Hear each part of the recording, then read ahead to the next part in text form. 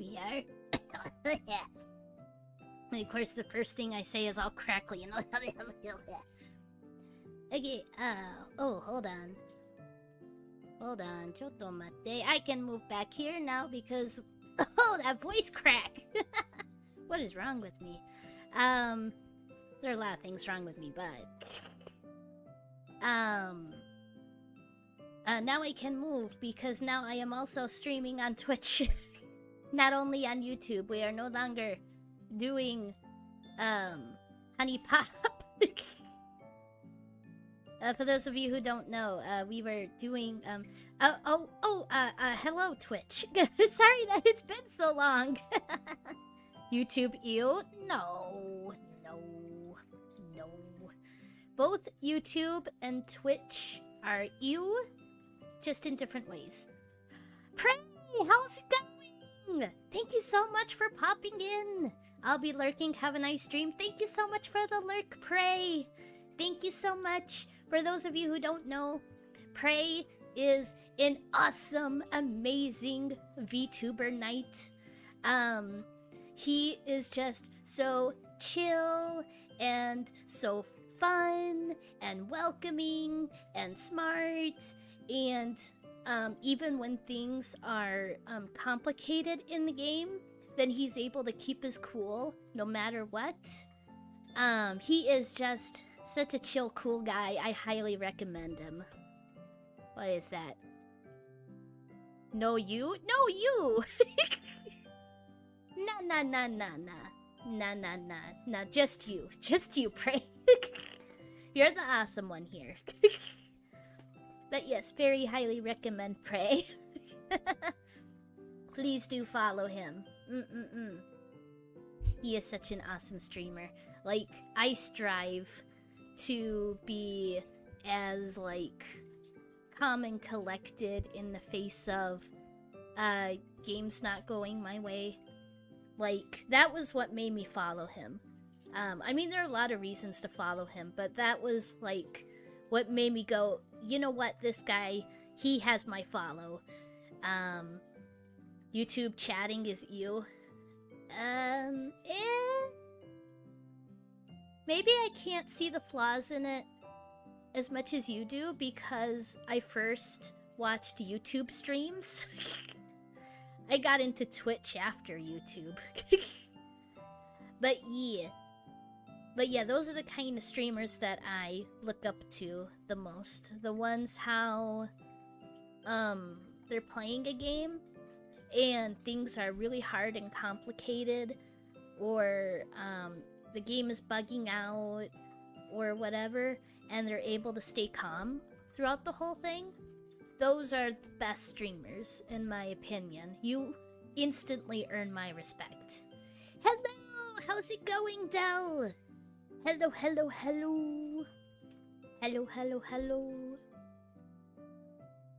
How is it going? How's it going? Oh, oh man, I'm so bad with names.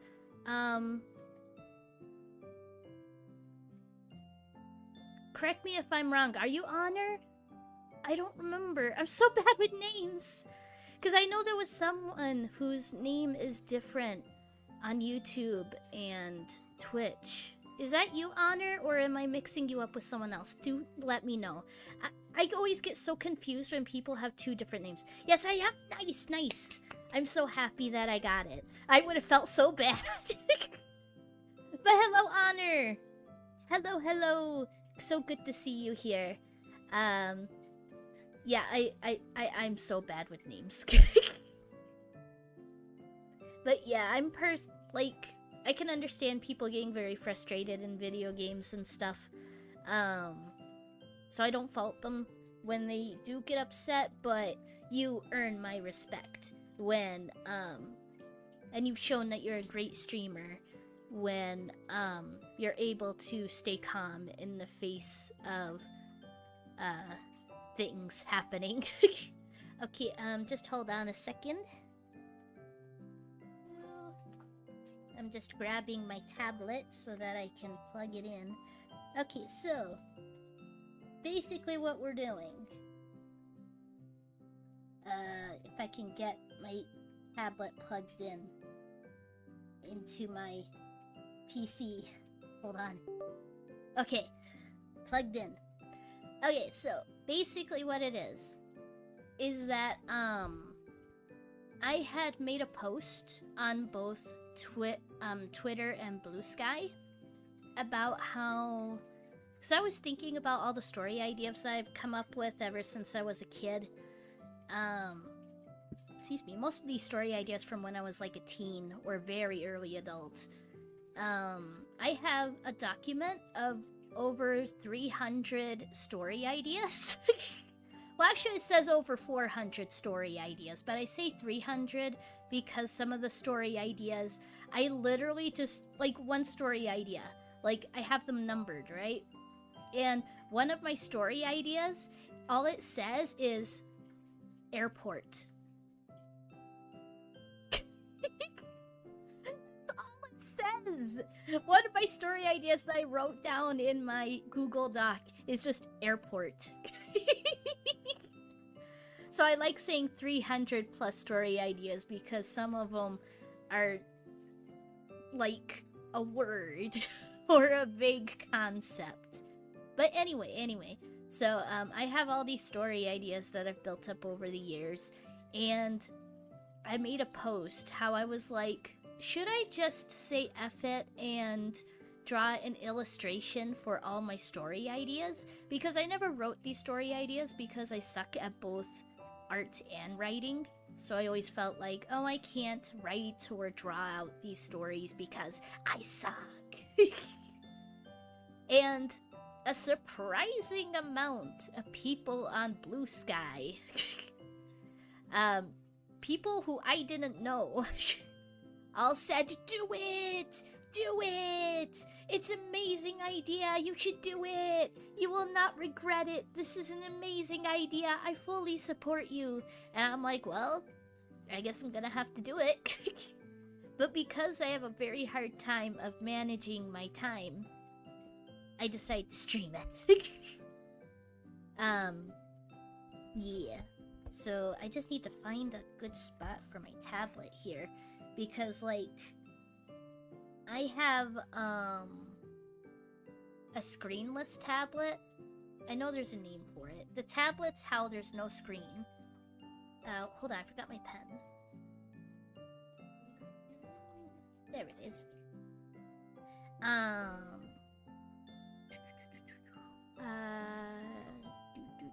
Let's head on over to here. Oh, I can lower myself now. Now that I'm not streaming on YouTube and streaming HuniePop. It's good to be back to multi-streaming again. And now I can see you guys. Hello. Well, now I can see you guys on the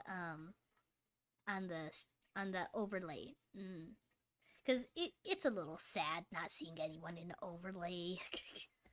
Okay, I'm just gonna open Clip Studio real quick. I hope all you guys are doing well, by the way. I hope all you guys are doing good. And if you're not doing good, then I really hope that your day gets better. But yeah, so basically what I'm gonna be doing is that I'm just going to pick a... Oh, hold on. Chotto mate. I have to sign in. But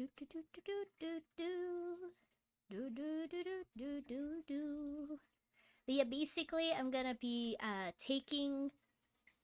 gonna be pulling up my Google Doc, and they're all numbered, so I'm gonna use a random number generator to pick a random idea I had at some point in my life, and I'm gonna try and draw an illustration.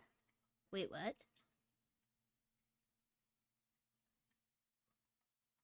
Hold on. What the?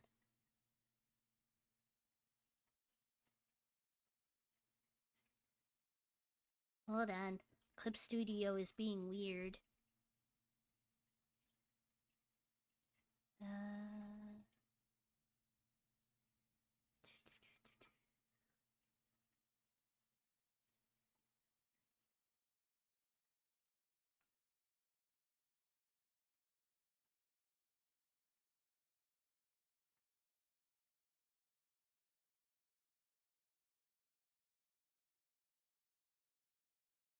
Oh. That's weird. I'm really sorry, guys. Hold on.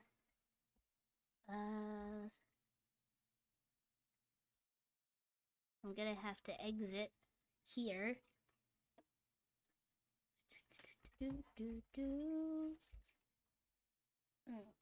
Really sorry about this, guys. I haven't had this problem before. Whoa! I haven't had this problem before. I was going whoa ho ho because my mug almost fell over. That would not have been good.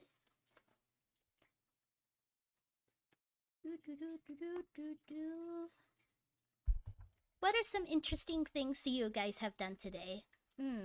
While you're all waiting for me to get this fixed. Oh, that's why. I'm dumb. I'm so dumb. Okay.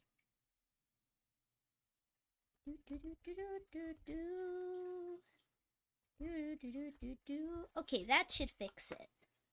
That should fix it. I had forgotten that I pulled up Clip Studio on my laptop. So it was being like, it's already on another device. And I was like, what? Okay, hopefully it'll work this time. Fingers crossed. Cross your fingers, cross your toes, cross your butt cheeks.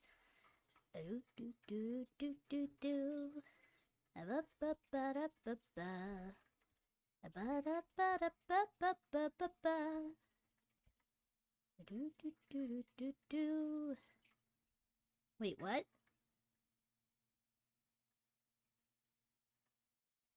What the?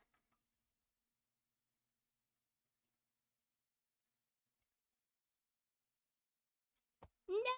What is going on? It's still saying that it's on another device?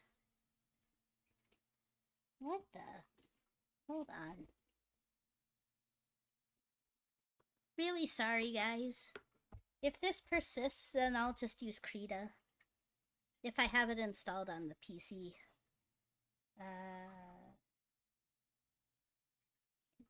Okay.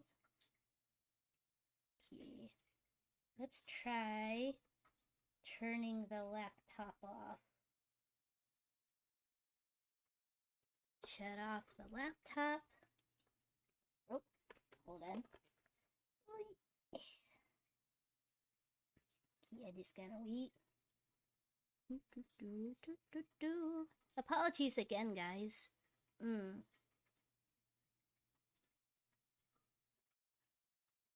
we are. Now it's off. And I'm pretty sure I don't have it. Hold on, let me check this real quick. Hold on, let me move the microphone. You guys are probably gonna have a little bit of a hard time hearing me. Actually, let me go to the BRB screen, and I will be right back, guys. I'm really sorry. I'm really sorry about this. I'll try and get it figured out. I'll be right back.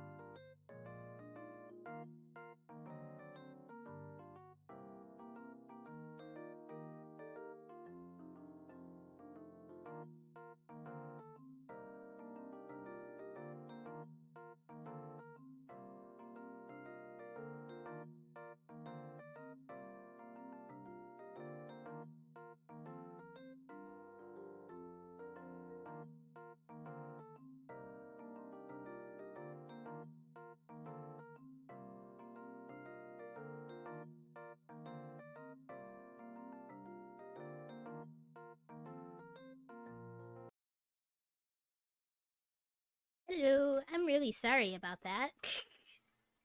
Clip Studio, just for some weird reason, decided to go weird on me, and, yeah. I think they changed some things. I think they changed some things, and those things may not have been for the better.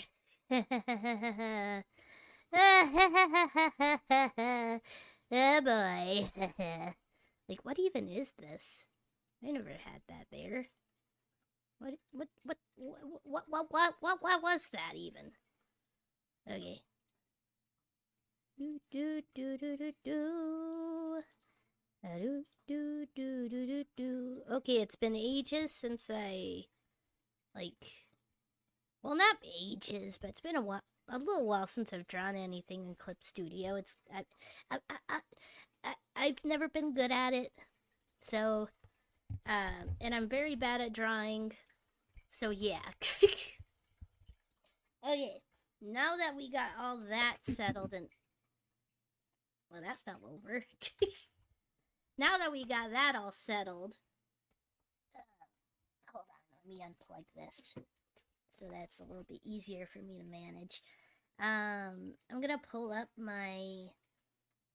I have to turn my laptop back on. I'm gonna turn my laptop back on, and then oh, hold on. You guys gotta be able to see it.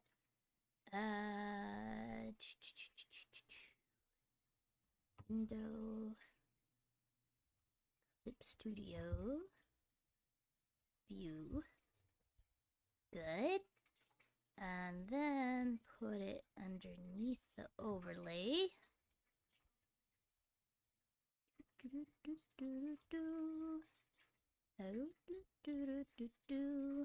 Actually, you guys just gotta see the, well, ooh. Hold on. Do I gotta, like,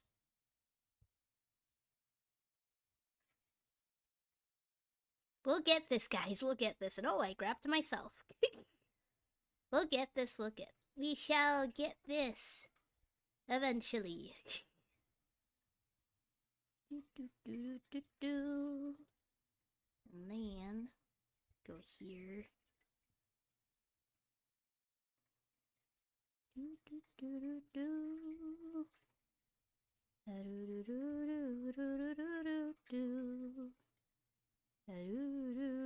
Shelduck, how's it going? Thank you so much for being here, my dude.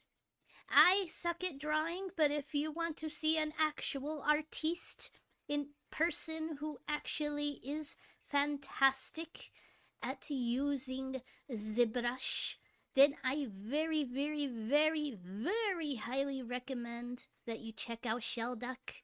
His artworks are amazing. They are like manga quality. Such amazing and talented, and you will be blown away by their artwork. I very highly recommend them if you enjoy art. Hello. No, you don't suck? Yes, I do. I very much suck. Thank you very much. Thank you. No, thank you. Thank you for being here, and thank you for being amazing at your craft. And, hold on. Excuse me. I gotta, that, no suck.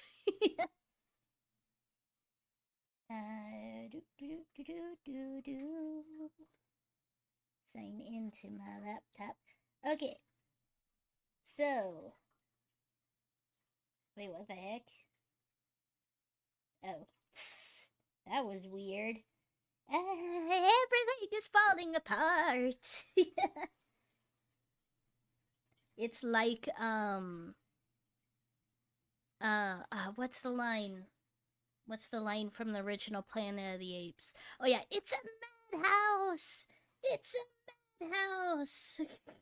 I love that line. I like the original Planet of the Apes. That was a fun movie. Whoop! That happened. I should not have put my laptop there.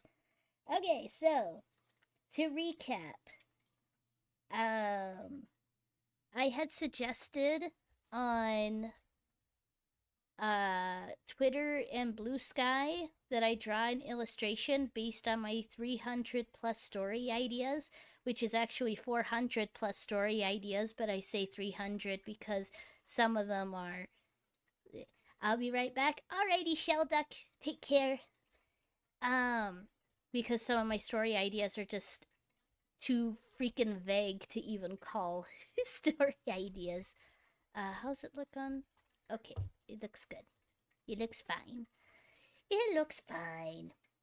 I had suggested that I draw, that with, oh, hold on. Oh, hello! Hello, Bilk? Hold on. I am so sorry. Is that how I say your name, Bilk? Do I know you? Your voice sounds somewhat familiar. I'm not sure. If you mean in real life, no. In real life, I don't get out of the house much. There is a very low chance that you have ever seen me in real life. Streaming wise, I mean, maybe you've come across my streams at one point, but I don't see how you could have because I'm such a small VTuber. But hello, welcome in, Bilk, if that's how you pronounce your name. Thank you so much for being here. I hope that you enjoy your time here. You could call me whatever. Ah, gotcha. Thank you so much, Bilk. So, where was I? So, I'm gonna be, I have my 300 plus, well, 400 plus. Let Windows app access your location? No! What was with that? He's suddenly asking for my location. Hello? Did you ever do YouTube before this channel? No, I did not. No, I did not. Did I? Yeah, no. I have only been myself. Like, I know that there's some VTubers, how they have past lives, but that's never happened with me. And I never did, like, videos of me, like, well, I was a PNG tuber, but I was still AJ Gelato, though. But that's very interesting, though, because I thought I had a fairly unique, weird-sounding voice. It's interesting to hear someone say that they've heard a voice like mine before. Although, actually, there was one time that my family drove up to a Burger King, and we made an order, and I was laughing about something, and the person taking our meal, they were like, "Is that you, so-and-so? I recognize that laugh anywhere. Is that you, so-and-so? What are you doing here?" And we were like, what? That was a very interesting interaction. And we had to explain to him, no, we're not the person that you think we are. And she was like, "Are you sure? You sound just like so-and-so." That was really interesting. Okay, so I have got my 300, well, 400 plus story ideas here that I've built up over the years since I was a wee child. There aren't many stories in here that I kept from when I was a kid. I tried to write down every single story idea I ever had, which is why there are so many. I have no clue how I kept track of all these. Actually, at one point, I did lose it. I did lose the doc that had a whole lot over 100 story ideas in it. And I was able to remember at least most of them. So that did happen once. So yeah, I'm gonna use a random number generator. Excuse me. Random number generator. And we are going to pick a random story of mine, and I'm going to try to draw an illustration. A very badly drawn illustration, because I suck at drawing. Of that story idea. So let's see here. In the doc, it says I have 433. So put maximum 433. Generate 215. Okay, what story is number 215? Oh, hold on. Oh, there's my mouse. What was it again? 215. Gotcha. So story number, because I didn't put them in any put my stories in any specific order. I don't even know why I numbered them. I just like numbering things, I guess. 215. No, I do not want you to access my location, Google. I don't know why he keeps asking me that. Okay, 215. It says, and I quote, "Man can't die." Wait, what? Past me. Elaborate, please. Like, is there a reason why he can't die? Like, you see what I mean? That some of my story ideas are just so freaking vague. I did say that one of my story ideas I have written here is airport. Just so weird. Okay, so the way I am positioned for my microphone and tablet to fit on my desk here, I am not gonna have much arm movement, so so my drawing abilities here are gonna be even worse than usual. Which is pretty bad, considering that my drawing abilities are bad already. Okay. I did hear somewhere, actually, that when sketching, it's better to use a big brush, because then you don't worry so much about the details. So I should probably do that more often. Okay, so,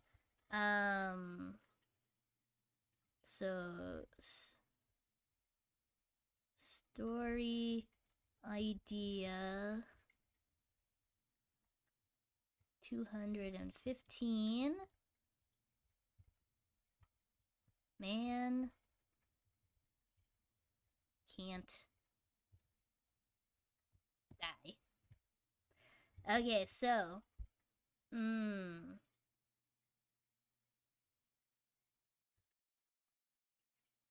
can't die.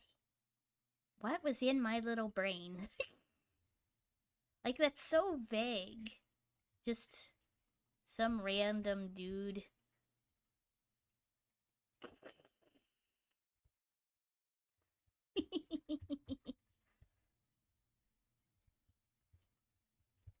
Yeah, like, maybe he's happy while he's, like, on fire. Ooh, I can't die! I'm on fire! Well, let me think. So,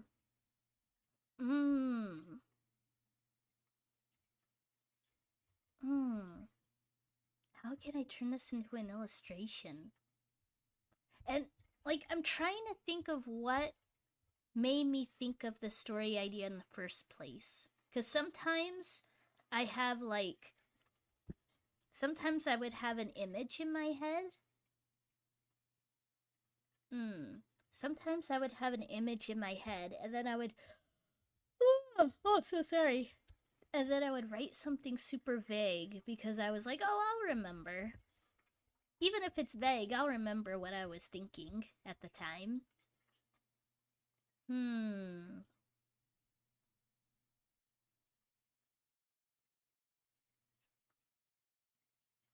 I think if I'm remembering correctly, I did not like that there were shows how it's pretty person and they can't die, and let's say their arm comes off, but then they just magically reattach it. You know what I mean, like, right? Like, or like, there's Guy, and he gets slashed with a sword, and then it just heals. I think, if I'm remembering correctly, I wrote this story idea down because I was really tired of that thing. Like, I was like, what if there was someone who couldn't die, but like, the life-threatening thing was still there? So like let's say he drink poison, you know? Then his insides would melt, or whatever. Well, you know, like maybe like drinking acid or something. And then he would have to go for his entire life with those melted insides. You know what I mean, right?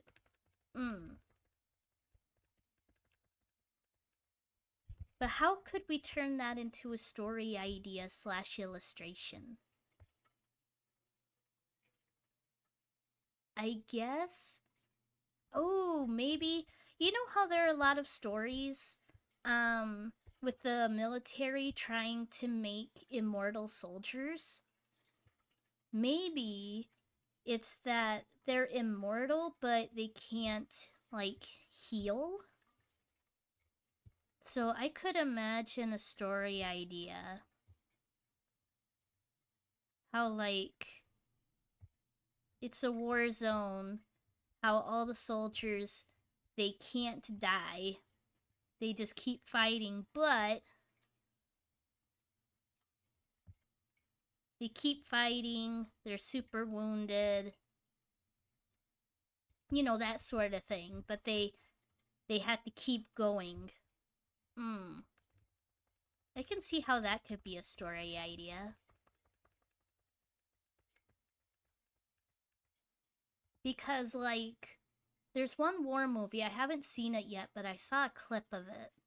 There's a clip of a war movie, how the guy, he knows he's gonna die, so he asks his fellow soldiers to put him out of his misery because he knows he's not gonna make it. But if you're in a war and you can't die, like it's an impossibility to die, then you can't do that. Like if a bomb goes off near you, and then you lose, like, most of your body from the explosion.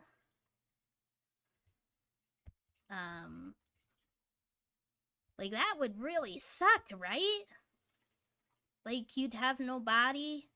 Like, just, it would be like the, who sings that song? The song One? How the dude, he has no tongue, no eyes. I hope you guys know what song I'm talking about. And he has, like, he's just a torso. It's called, this song is called One.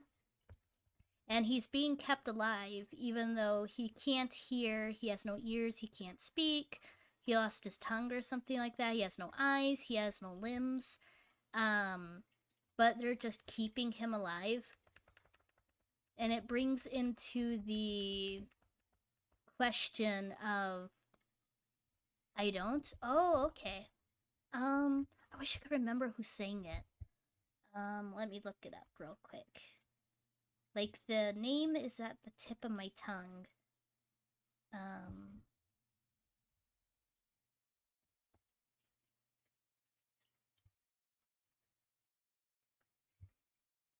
a song called One.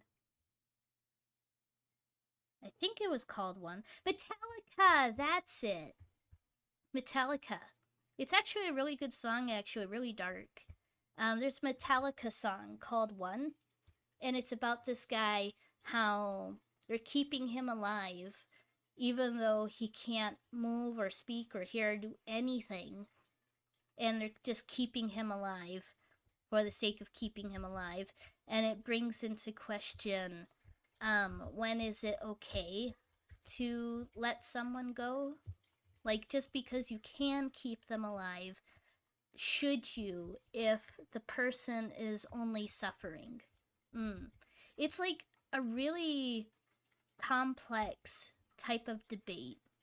Kind of like how, like, there are some people who put their pets down when they don't have to. Because there's some cases of the pets they think they're not gonna get better and then they do. And also with pulling the plug when someone's in a coma. There are cases of people waking up from their coma. So it calls into question, is it okay to pull the plug even though they could wake up? But also, like, do you want to extend the person's suffering? That sort of thing, you know? So really, really, like, I think it is very much a person-to-person basis kind of thing. Most probably, including with pets also. That's very, like, case by case. That's the word I was trying to, the saying I was trying to remember. Case by case. But I kind of sidetracked a little bit. So this story idea of man can't die. So if you took away that choice, like I said, I think it would work best probably in like a war story. How like they make it so that soldiers just can't die, but they still get injured and suffer. I think that would be an interesting story idea if it hasn't been done already, because all story ideas have been told already. Like, I came up with the idea of zoo animals breaking out into the wild, and then Madagascar came out. I was like, dang it! I thought I was being so original. Then Madagascar came out. There have been quite a few times that I thought, oh, this story idea I have, it's so original. Yay me. And then I find out it's already been done by somebody. So yeah, how could we do an illustration though? Because I wouldn't want to draw anything like too graphic. Because otherwise YouTube and or Twitch might get mad at me. I mean, I'm okay with going kind of dark because I love the horror genre. So yeah, I'm not really sure how to go about drawing this. I guess first I would have to like let's think about the rough thumbnail. Okay, so let's go like that. My line work, it's so bad. It doesn't help that I'm holding this drawing tablet in an awkward position. Okay, so if the story is soldiers who can't die in war because something's been done to their bodies, how like they can just keep going. What would that look like? in a single illustration.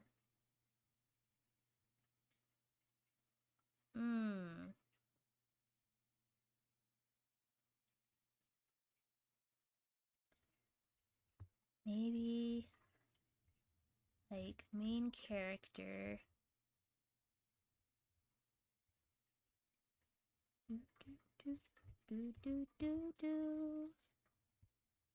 Sorry that the first story it landed on is such a dark one. Sorry that's such a dark one that landed on. I promise you not all my story ideas are dark. I have some story ideas how it's like it could probably be like a kid's show or something.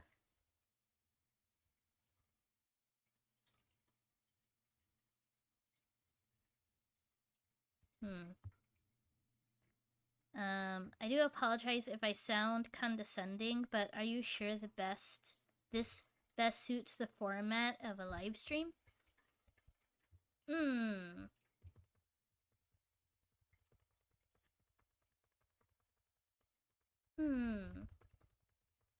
I think that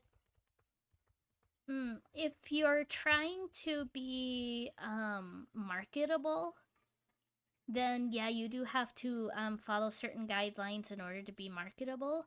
But for right now, I'm just like a very tiny VTuber, and I think that while I think that I'm okay with me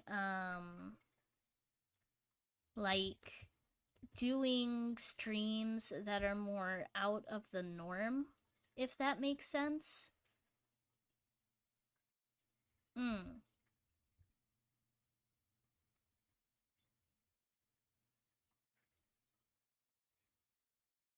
Yeah, I think that's how I'd describe it. Like I completely see what you're saying. Like if I was like a corpo VTuber, then yeah, this would be like a really weird stream for a corpo, for a corporation VTuber to do. And there are most probably not gonna be many people who watch this. Ah, it just looks weird. I have an image in my head, but I can't do it. But since it is just little old me, tiny VTuber, I'm okay with me doing like streams every now and again that most probably won't appeal to most people. I hope that answers your question. Excuse me. So yeah, this is definitely not the kind of stream that that appeals to most, and certainly not the kind of thing that that would make sense for like a corporate VTuber or something like that.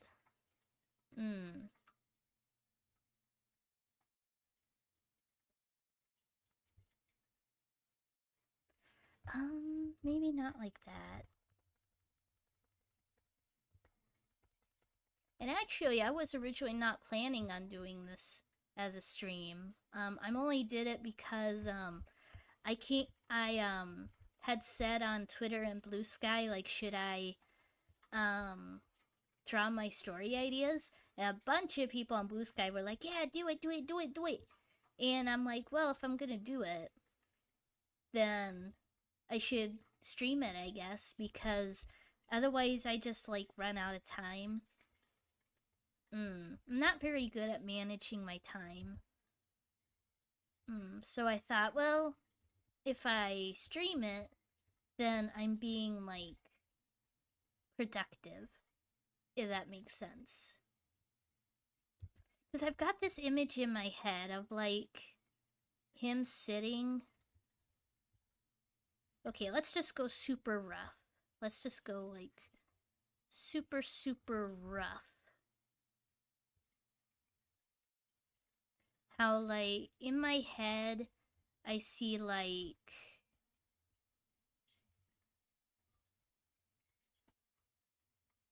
him holding on to his gun.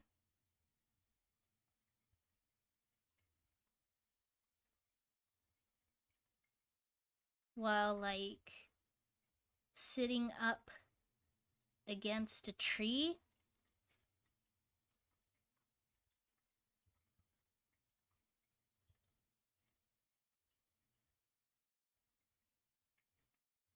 And,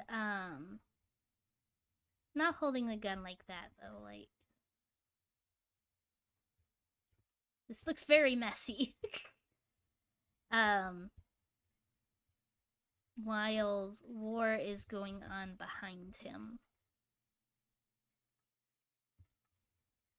How do I do this without being graphic? Because I want to show that these soldiers, are alive. Even though they shouldn't be. Like, maybe there's a guy on the ground here. How he's, like, calling for help.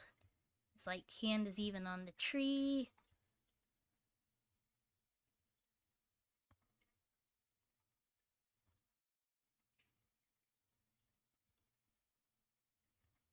So they're almost like zombies, but they're not zombies because they're fully conscious of what's going on. And then, like, behind them,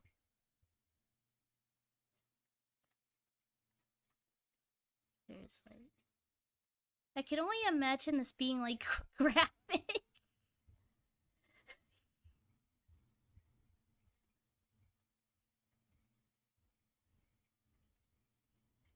Because it's like, I want to show, like...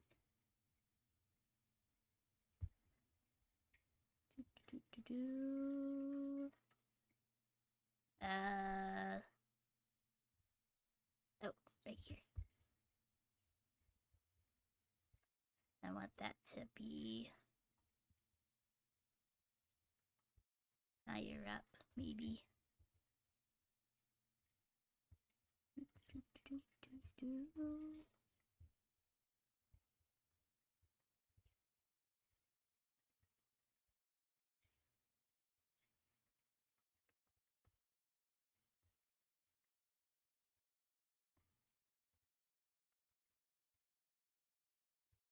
Now he's like cowering behind a tree because he doesn't want to meet the same fate as these guys.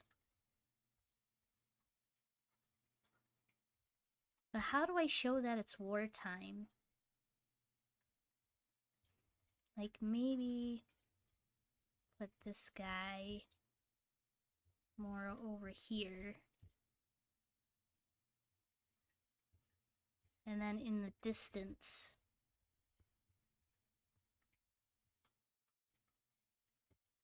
there's two guys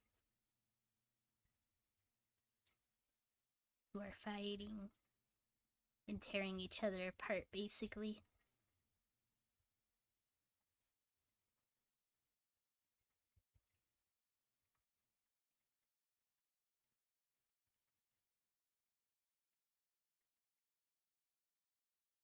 Again, I'm sorry that this story idea is like so dark.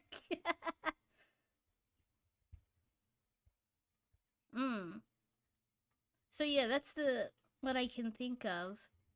For that sort of story idea.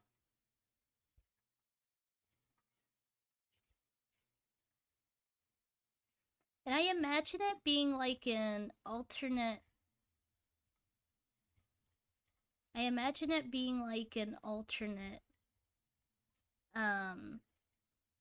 version of history. How maybe it's something like World War II or something? Or maybe even the Civil War. I'm not sure.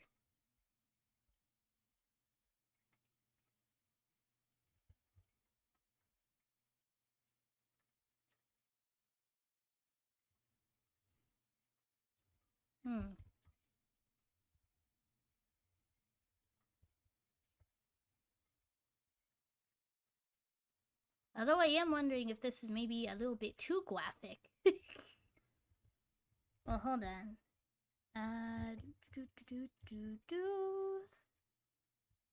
Let's do new raster layer. And then we'll turn... Oh. Turn that off. Okay, so how could we do this in a less graphic fashion? So, soldier who can't die.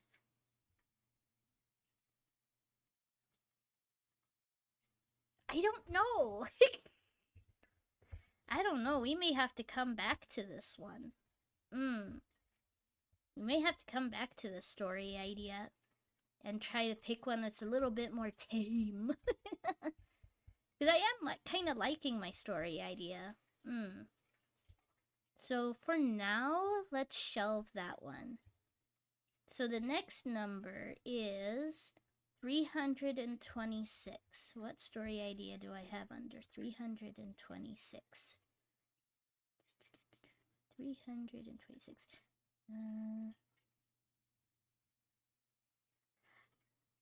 Yeah, no. We're not doing that one. No. That was from my edgy teen years. Yeah, we're definitely not doing that one. Okay, next number, 42. Actually, I don't think I would want to write that one. Actually, I think we're gonna delete that one later. That doesn't sound like the kind of story that I would want to write nowadays. Okay, 42. Why are all my story ideas so dark? Why are all my story ideas so dark? The one I pulled up next was a child becoming cannibal. I promise I have innocent stories as well. I promise. 104.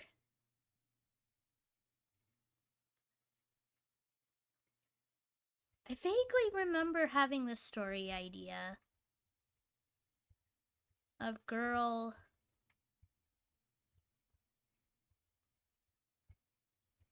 finding a suitcase.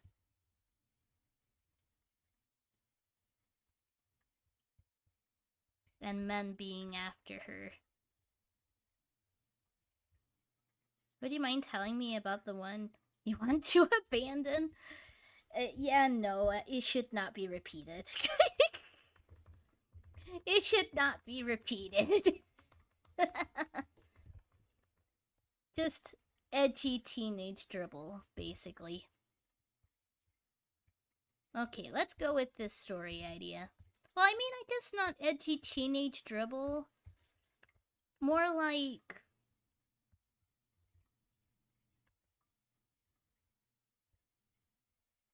I don't know even how to describe. Just not the kind of story that I would want to write. Because some of these story ideas that I had, they're just like one-off ideas that I had. How like I didn't really put much thought into them. I just, you know. Okay, so she's got a suitcase.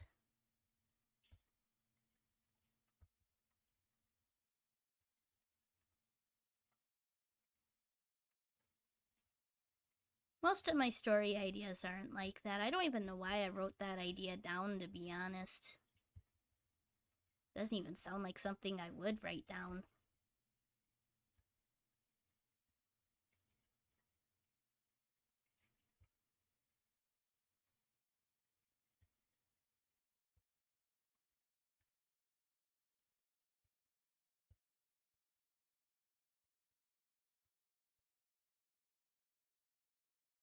But yeah, I'll be sure to remove it.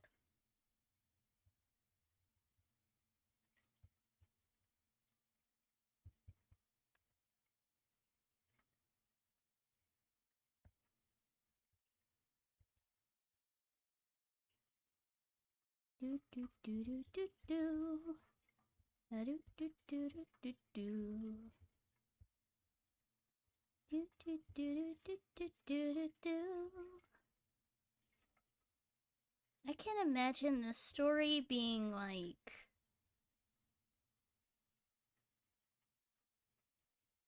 Nancy Drew-esque. How she just happens to come across a suitcase that's owned by a criminal organization.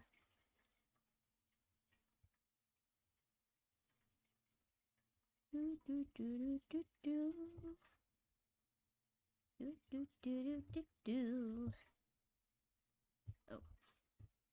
we are. Okay, we're gonna move you a little bit more over here.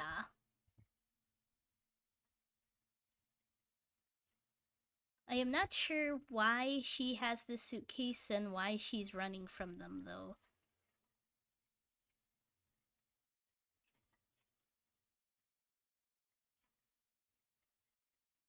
Maybe she has a skirt, because maybe this is like 19... Like, maybe leaning into the Nancy Drew thing. Maybe this is somewhere like... Maybe 1940s. Maybe this can be a 1940s story.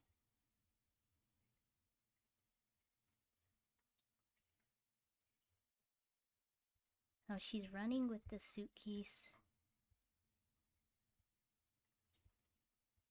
That has something important in them.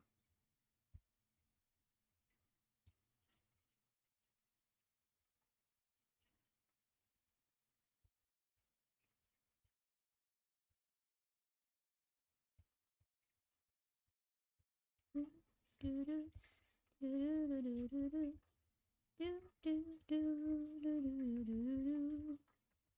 do wanna learn how to do expressions. I can only do very basic anime expressions. What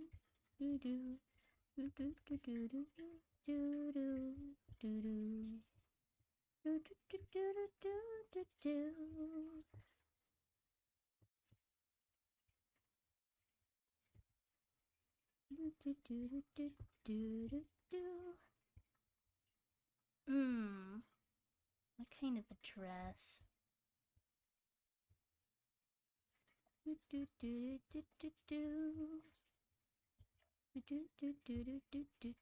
I'm not sure how old this person is.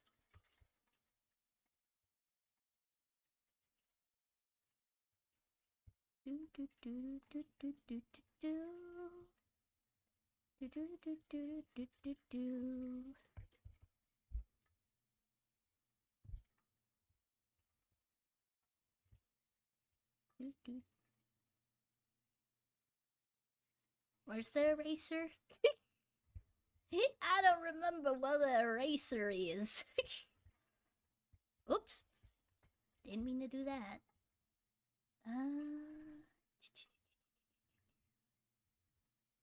I do not remember where the eraser is. It is the brush. Me are not looking for the brush. Me are looking for the eraser. Oh dear. I guess this is a no eraser drawing stream.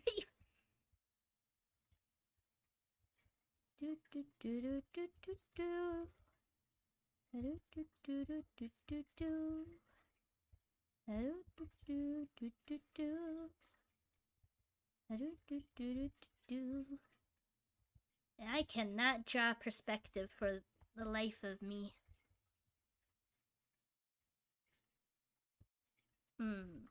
So...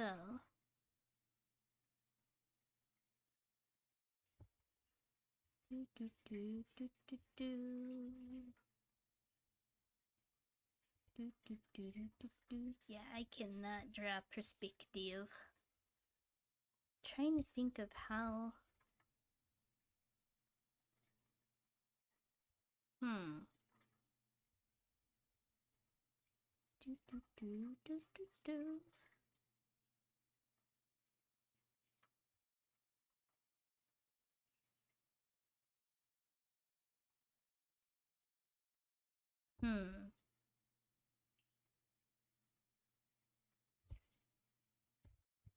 Hold on. Let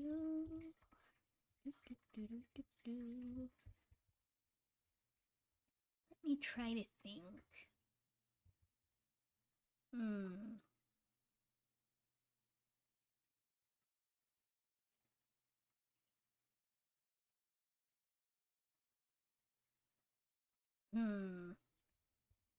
Excuse me. I'm trying to think of how to frame the bad guys.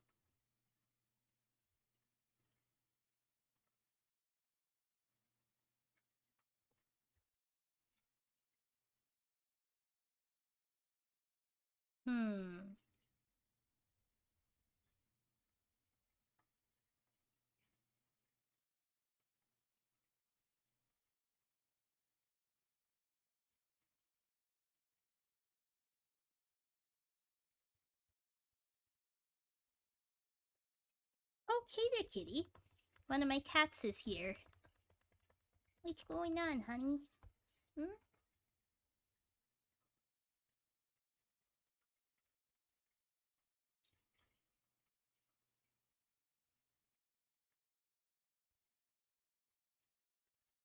I seriously need to practice drawing. Well, wait. Let's go super cartoony. Maybe that will help. Maybe that will help me. Maybe I'm just like thinking too much about like perspective and stuff. But if I go like super cartoony.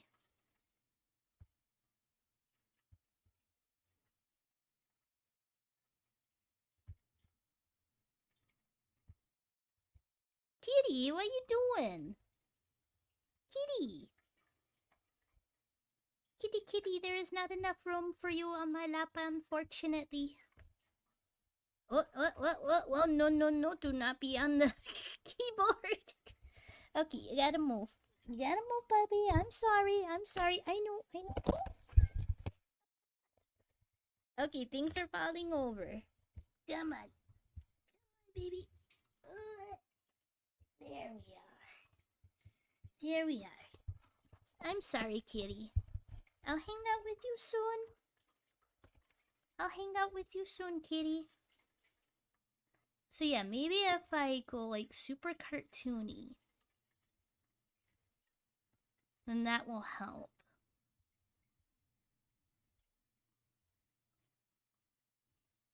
That will help me to get a better idea.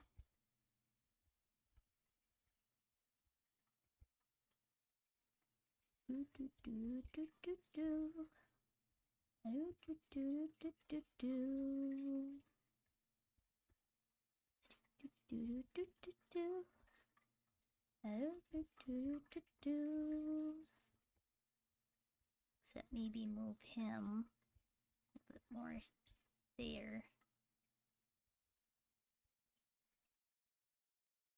So that we can have a second goon right here.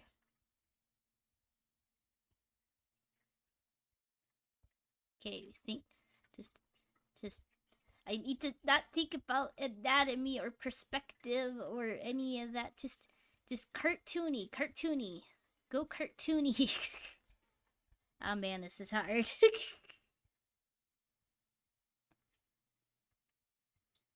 Maybe this was not a good idea for a stream.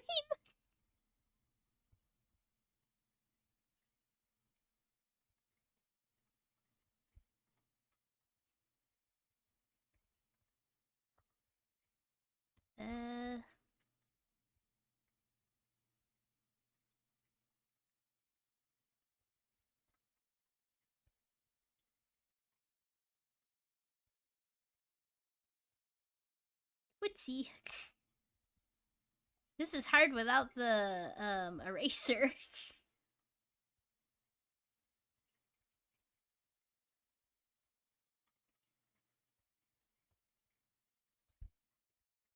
He kind of looks like he's dancing.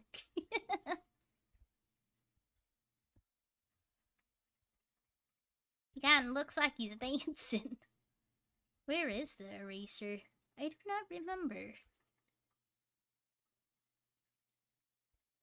Do I not have an eraser? I would think I would have one. It's not that. It's a paint bucket.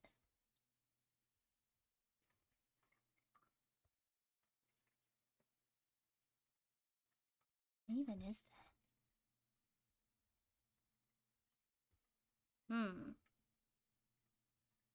You.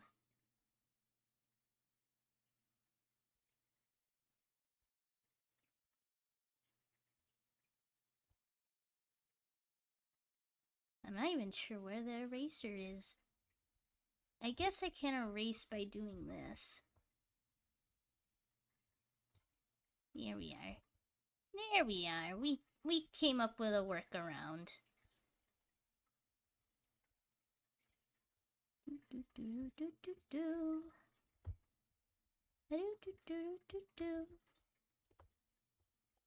That's a little bit better, I guess.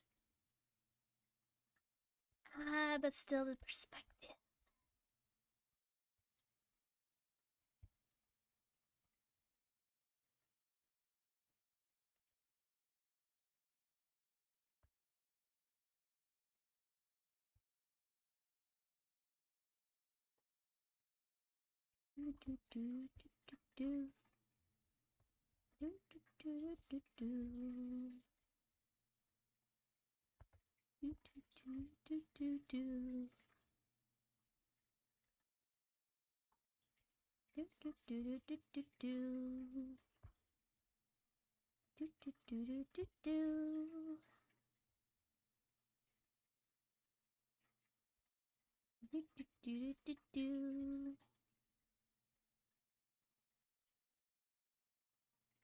This does not look good at all.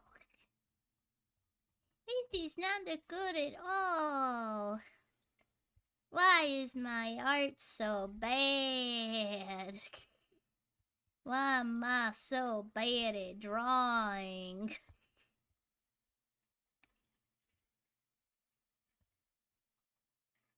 But then she doesn't look like she's in danger. She kind of just looks very confused.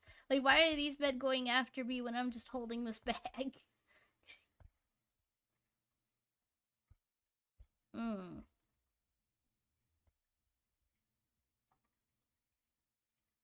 Guess that looks a little bit better.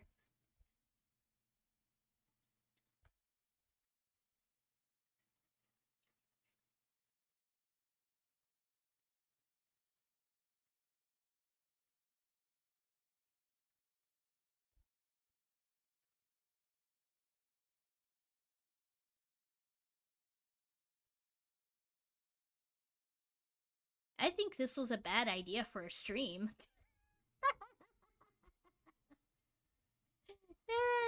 I think this was a bad idea for a stream. I think you were right, Bilk. I think you were right, Bilk. Oh, well, I tried.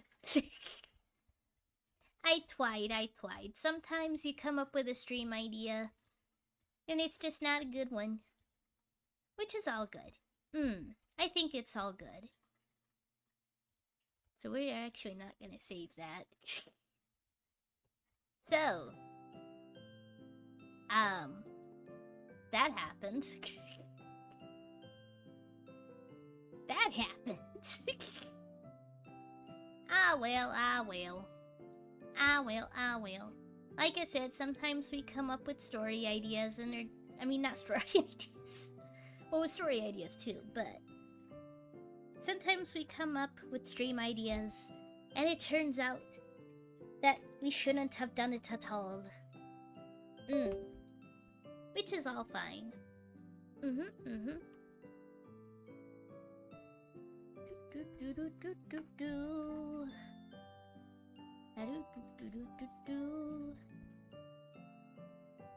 I do think that I would be okay with doing the stream idea when I'm a little bit better at art. But for right now, I am just so lacking in so many little fundamentals. I do enjoy drawing, but I am not good at it. Excuse me. I think over the years I got worse. I used to be able to draw some things, but then I got bad at it. But it's all good, it's all good. The most important thing is that we carry on. But what should we stream instead?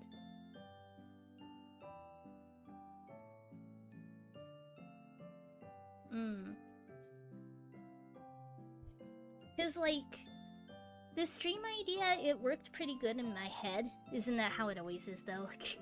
Because I do have some story ideas that are more fleshed out that I think that I would like to draw someday. Hey there, Tanner.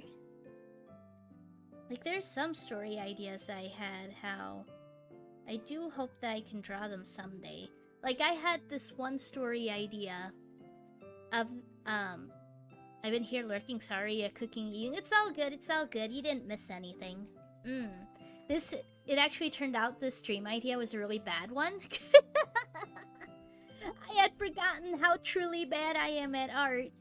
And I don't want to subject you guys to my, fumblings. Also putting together some shelf. Oh, gotcha. Doing some IKEA.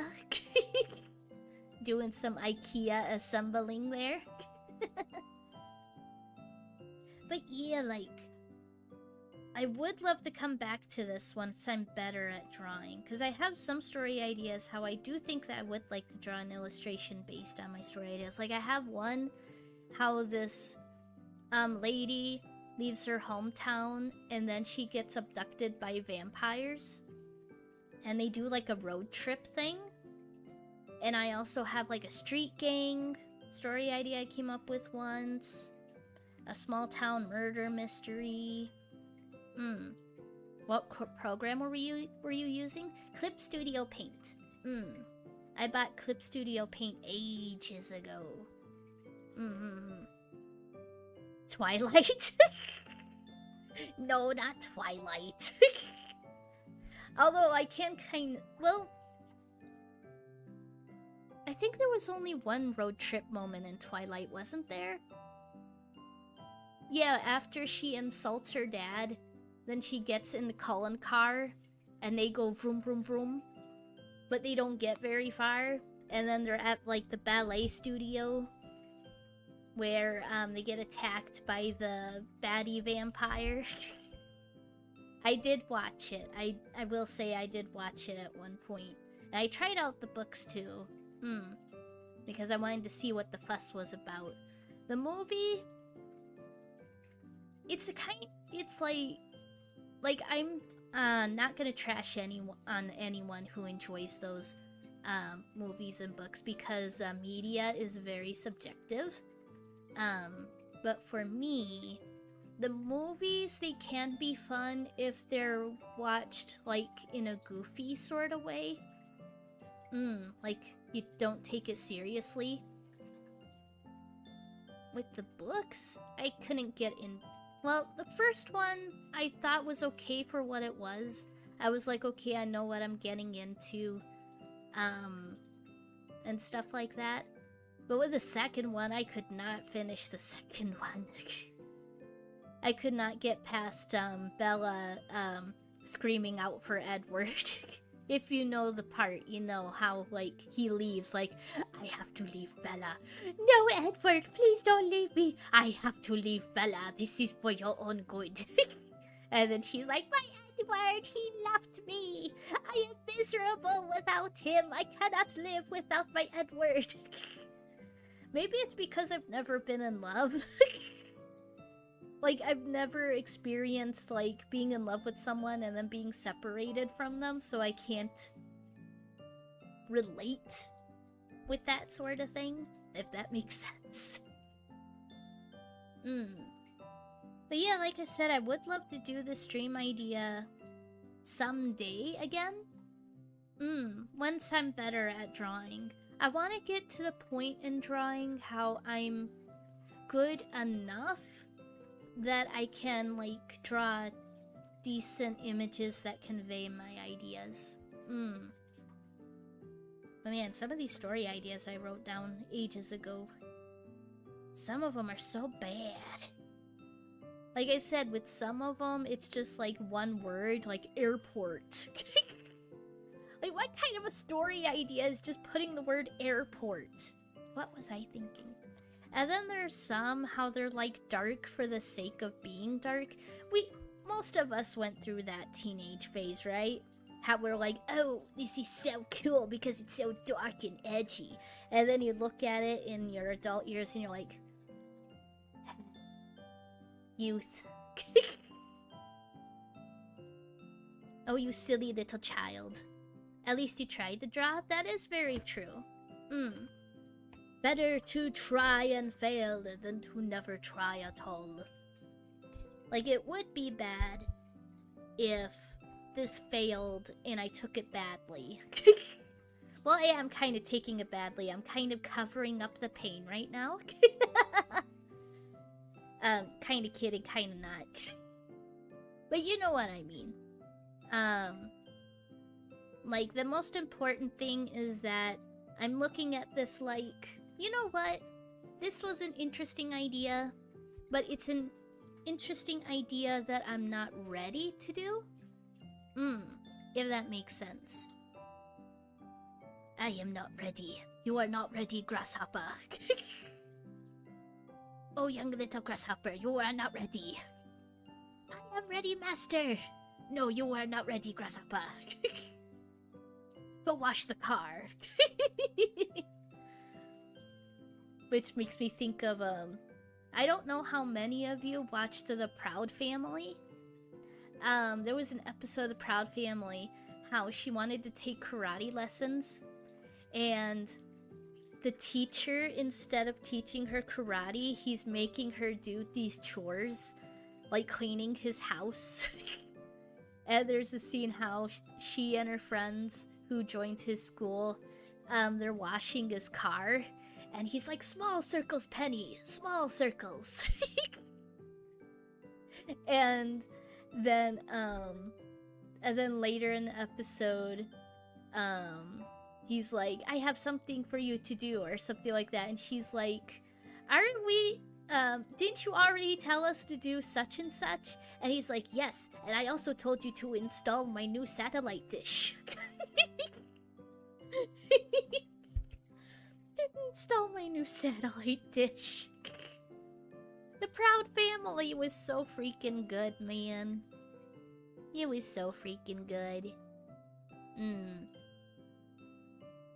But yeah, I do have some story ideas in here, how I would like to draw them someday. Hey, Heatwave, how's it going? Welcome in, welcome in. Thank you so much for being here. I hope that you are doing well. Unfortunately, you are joining in on a stream that was a complete failure. I had this idea of drawing an illustration for my story ideas, but it did not work out because I realized how truly bad I am at art. But it's an idea I can do someday. Hello, my favorite Lulu Lurker. Aw, thank you so much, Heatwave. Thank you so much. I appreciate that. I wish that I engaged more, and I wish that I watched Lulu's streams more, because I absolutely adore Lulu.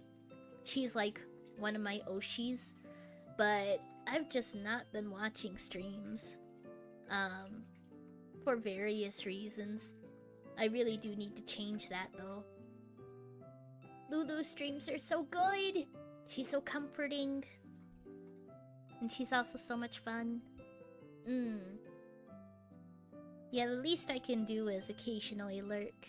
That's the very least I can do, is lurk in the Discord. I just really appreciate that you read a lot of my posts and writings in there. I do try. Cause like, it can be a little bit hard for me sometimes because I am very much an introvert. But I am trying to break out of my shell more. And I also do very much care about, what other people post and whatnot, if that makes sense. But yeah, thank you so much for being here, and thank you so much for the kind words. I'm just sorry that you're hopping in on this stream. It does make sense. So hard being an introvert. Like, for those of you who don't know us, introverts, we have a very low social battery. We have a very low social battery. I'm just looking over my story ideas a little bit. Oh yeah, I did think of drawing this. I would like to draw this at some point. One of my story ideas from way back is an alien, like, creature dreams of visiting Earth. And I imagine just, like, this cute little creature, looks kind of like a little bunny or something, but is an alien and is sitting on their planet looking at Earth, being like, I wish I could go there. So see, some of my stories are wholesome. Some of them aren't from my edgy teenage years. I'm a weird mix. I'm some sort of ambivert, ultravert. Oh, yeah, that's pretty cool. I do wish that I was more of a... Because you would think I would be more of an extrovert with me being a streamer. You would think. You would think.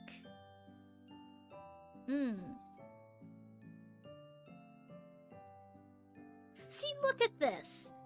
I mean, you can't see it. Why did I say look at this when you guys can't see it?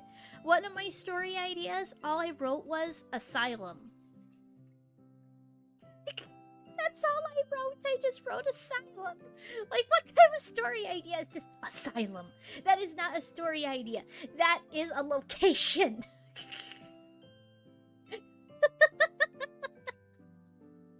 I'm so weird. Most streamers are introverts. Actually, yeah, you're kind of right. Because, like, there was one person who said that they are extremely shy, but they love voice acting. They love acting, and they also love stage acting. And you wouldn't guess that they were a very shy introvert when they're on stage, and I get that. Like, when you're streaming, like, when you're interacting with people out in the wild, then it's very scary being around people.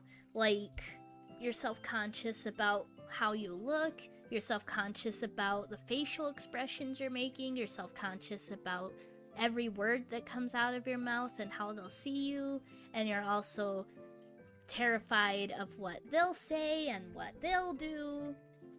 And it's very overwhelming. Hold on, I'm just trying to fix up my webcam a little bit. So yeah, it's a very nerve-wracking experience being around people. But then when you're streaming or you're performing, then you're kind of not yourself, if that makes sense. I mean, you are yourself, but you're also not. And I don't know, it just somehow helps. I'm not even quite sure how to describe it. I am not very sure. I am not very sure how to describe it. I like being around people, just not many. Yeah, that's fair. With me, I can talk one-on-one with people, but not for very long. If I know you, though, if I know the person, then I'm a chatterbox. I cannot shut up. If I know the person well, then the self-consciousness stuff goes away. I'm good at small talk, but only one-on-one. Same. Yeah! Like, when I'm around strangers, I keep my sentences very short and contained. And I'm just like... But when I'm like talking to my therapist, for example, then he cannot shut me up. I am like... But he's a chatterbox too, so it works out. Ah, man, I think I've ranted and raved about how good my therapist is before. We're both chatterboxes. We both have the similar interests. Like, we both love horror. And we both love learning about, like, true crime. And also talking about, like, serious topics in the world. We sound so sophisticated, but no, we're actually a couple of goofballs. And we also talk about just the randomest stuff. Am I still called introvert if I am acting like Shoto who moans and stuff when we're friends? Wait, what? Wait, what?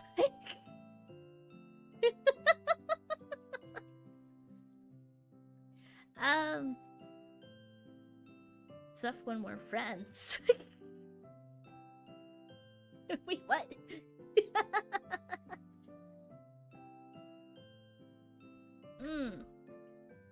I mean, yeah, I think you're still an introvert if you're still an introvert if you're around friends and you're still like, because well, I mean, there are introverts who are shy and timid around friends as well. I like talking about world events and stuff too. Wish I still had a therapist. Aw, I wish one through college, but they got let go. Oh no! I'm so sorry. That always sucks. That really sucks. I'm sorry about that. Hopefully you can find a new one. But they can be really hard to find. The one that I have right now is AJ, I like your voice. Oh, thank you so much. I sound like a 12-year-old, but but thank you so much. My current therapist is my third one. He's my third one. The first therapist I had... Oh, actually, let me change the category for the stream on Twitch at least. I can't change it on YouTube, unfortunately.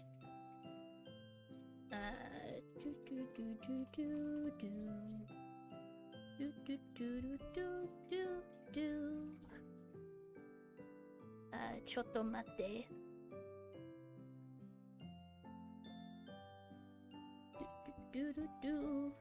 There we are. Changed it to just chatting. But you have the wisdom of beyond that? I don't think so. I'm kinda dumb. A rosarium, you know you're being recorded, right? Eh? Do you mean that, do I realize, my stream is still on? Bilk? Cause I do know that. Nuh-uh. Yaha. Like Emperor's New Groove. Nuh-uh. Yaha. Yaha. I love Emperor's New Groove. Yep. That movie was amazing. Yeah! One of my top favorites. In my opinion, not many people agree with me, but in my opinion, the golden age, for Disney was late 1990s and early 2000s. That's when the best Disney movies were made, in my opinion. And the series was great too. Yeah!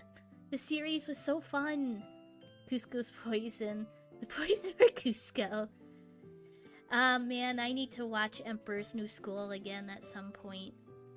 Emperor's New School was so fun. Pull the lever, Kronk! Rock lever! Why do we even have that lever? I know, I'll turn him into a flea. A harmless little flea. And then I'll put that flea in a box. And then I'll put that box in another box. And then I'll mail that box to myself. And when it arrives, I'll smash it with a hammer.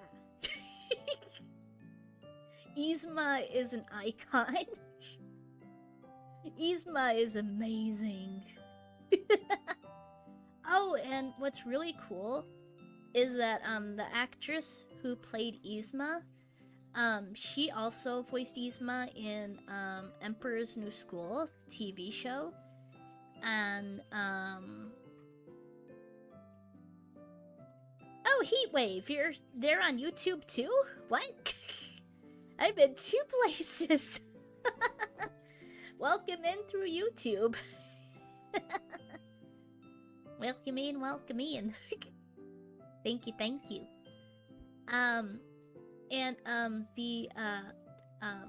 While the show was still going, the voice actress for Yzma, she passed away.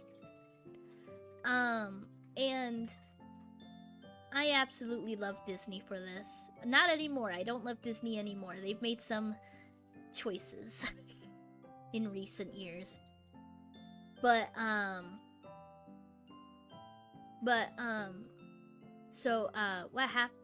Bye. Oh, see you later. If you do come back, see you later, Bilk. But thank you so much for being here. Truly appreciate you. Thank you so much. Stay safe out there. Thank you so much, Bilk. Why they have to ruin Star Wars? You mentioned YouTube, so I searched and subscribed. Oh, thank you so much. It's truly appreciated, Heatwave. Thank you so much. But yeah, she passed away. And instead of continuing the show, and finding a replacement actress to play Yzma, they went, you know what? No one else can play Yzma, so we're just gonna end the show. And they had major balls for that. That was amazing, in my opinion. That is an amazing move to do, to say, you know what? This character is so beloved, and the actress did such an amazing job on them. We can't imagine anyone else playing them. So we are just not just going to end the show entirely. That takes major balls, and I think that was just such an amazing move that they did. Unlike Toy Story, how they had they could have not brought back characters whose actors had died. There was based on the story, they would have had a good reason for not bringing the character back. But they replaced the actor. Disney is all about the money. Also, call me Javi. Oh yeah, Javi! That's Lulu's nickname for me, that most people call me. Oh, okay, Javi. I'll try to remember that. I am very bad with names, I will say that though. I will try very hard to remember that you're Javi. But yeah, you're very active in the Lulu's Discord. It's always fun chatting with you. It's always fun chatting with all of the blooms. Man, the Lulu has such an amazing community. Lulu truly has such an amazing community. Said Heavy? Oh, sorry. Heavy, okay. I was saying Javi, wasn't I? Javi. Thank you so much for the correction, Heavy. Okay, Heavy. I think I can remember it because Heatwave, so he, heat, and then wave, V. Yeah, I think I can remember that. The he and he. Yeah. Excuse me. Thank you so much, Heavy. Hi, AJ. Hi, chat. Hi, Jazzcat. How's it going? Thank you so much for being here. If any of you are interested in music, Jazzcat is an amazing guitar player. He does streams. How, you can request, he has a list of songs from, what's the earliest? 1930s? Very early songs from there all the way to modern time. He's got at least one song from practically every decade, I think. But yeah, his music playing is just so good and awesome. You can go to his list of songs and he'll play 1920s to 2020s. Yes, yes, yes. Thank you so much for the correction there, Jazz Cat. But yeah, he has a list of songs, and you can choose one from the list, and he'll play them. And he is just so freaking good! Such an amazing guitar player. And his streams are just so relaxed and chill and friendly and welcoming. Just an awesome stream, awesome guy. I highly recommend it. Recommend his streams. Especially if you love music. Good to see your handsome face, my dude. Ah, thank you. Thank you, man, you're too kind. No, thank you! Thank you for being amazing. I do hope that things are doing doing well with you. And oh, have you bought your rhubarb yet? Have you bought your rhubarb yet?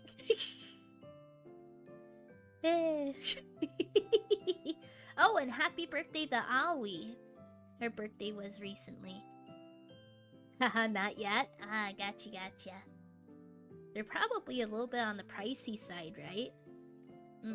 Yeah, for those of you who don't know, Jazz Cat is from Australia. So he needs a rhubarb to keep off the kangaroos. Because a kangaroo attacked his car once.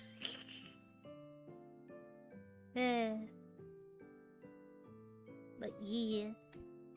Ah man, I don't even remember what we were talking about. Oh yeah, we were talking about Disney movies. This is true. Oh yeah, what are some of your guys' favorite Disney movies, if you don't mind my asking? What are some of mine? I love Emperor's New Groove, like I said. I love Hercules.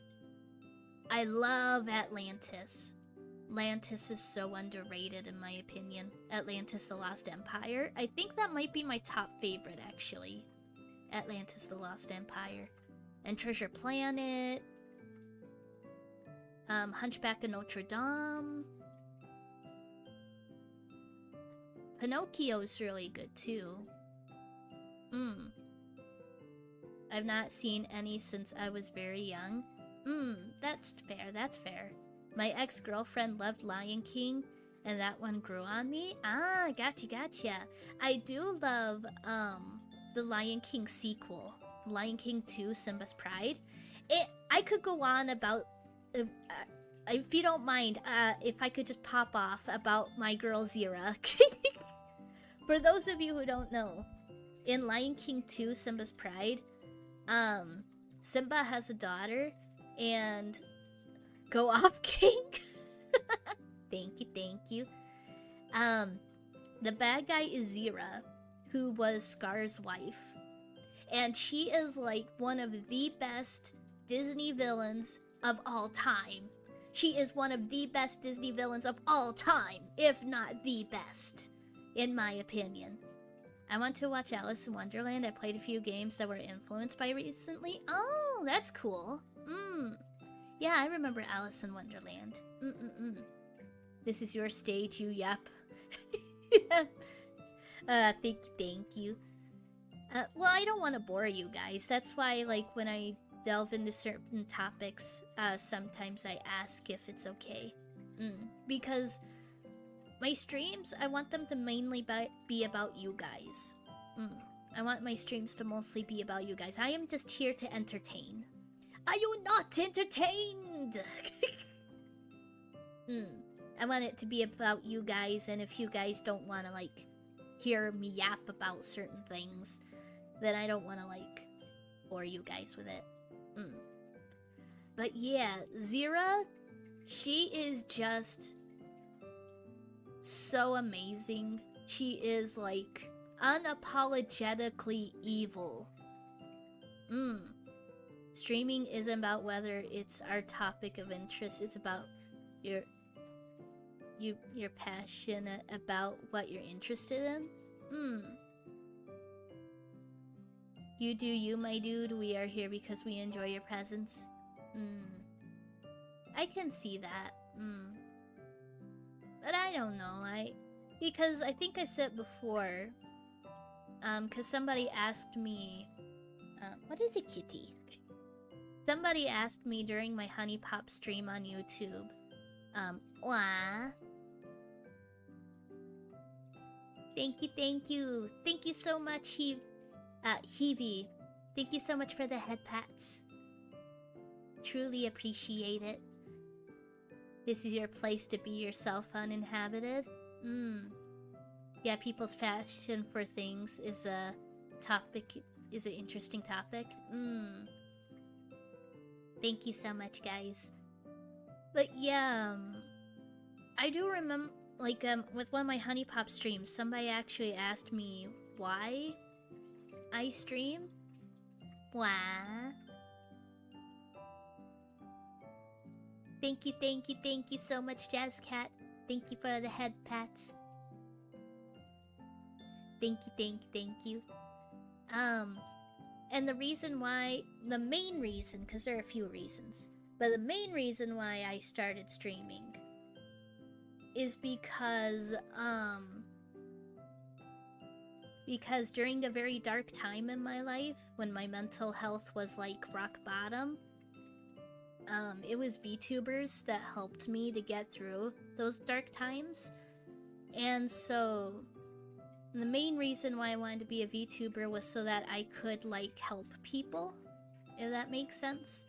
Like, I want to be that VTuber who somebody can come in and just forget about the awful day they're having, forget about their worries, and just relax and feel safe. Oh yeah, that's the other reason, because, like, I want more spaces to feel safe for everyone. Like, no matter what background you have, no matter your politics or your religion, gender identity, ethnicity, just like, no matter who you are, I want you to be able to come in here and know that it's safe here. A place where you won't be judged or seen differently. We are all just here to have fun. I came here because you were playing a game I love. I stayed because of who you are. Aw, thank you so much, Jazz Cat. Yeah, for those of you who don't know, Jazz Cat, he found my streams through the game You and Me and Her, which is an amazing visual novel, by the way. If you're okay with something more mature. Like, it's very dark and also very adult, if you get what I mean. But it's an amazing story, amazingly written characters. I do very much recommend You and Me and Her, a love story. The closest I can come to describing it, and I hate to use this description, but there are people who compare it with Doki Doki Literature Club. So if you like that, and if you're okay with more, like, adult stuff, then yeah, it's super good. It's definitely a bit more mature, especially if you get the full version. Yeah, for sure. For sure.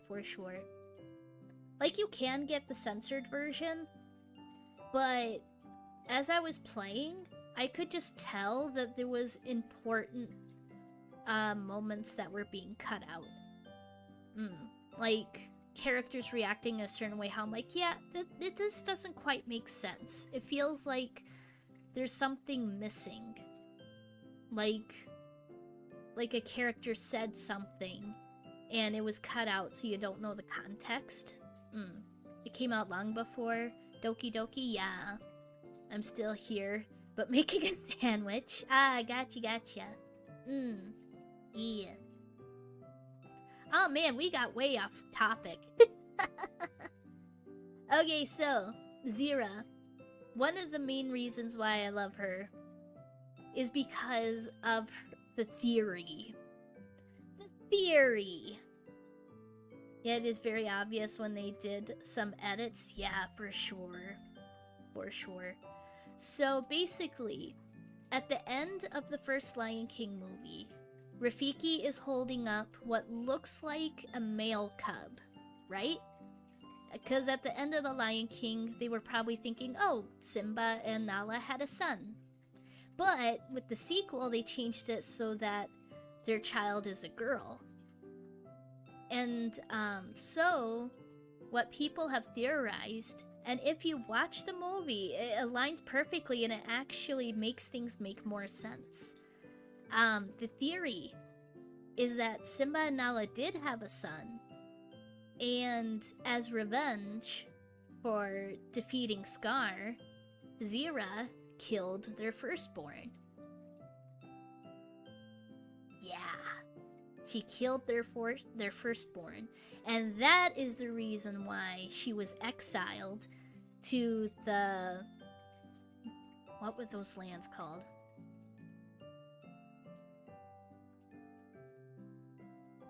I forget where the name of the place that they were exiled to. Oh, that's dark? Yeah. So, I like it. Yeah. It explains why she was exiled, because it's kind of dumb if she's exiled just because she was Scar's wife, because they were exiled to a place where there's like no water, they eat termites because there's no food, and it's just like desert area. It's like, that is a very harsh punishment just because they followed Scar. But it makes so much more sense if she and her followers were exiled because they performed such a horrible atrocity. And also in Lion King 2, Simba is extremely protective of his daughter, Kiara. He is like overbearing helicopter parent types of protective.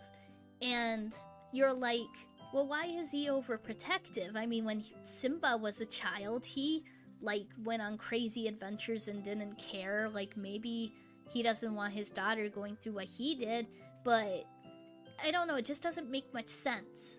But it makes so much sense if his first child was killed, because then he's like, oh, I lost one child, I don't want to lose another.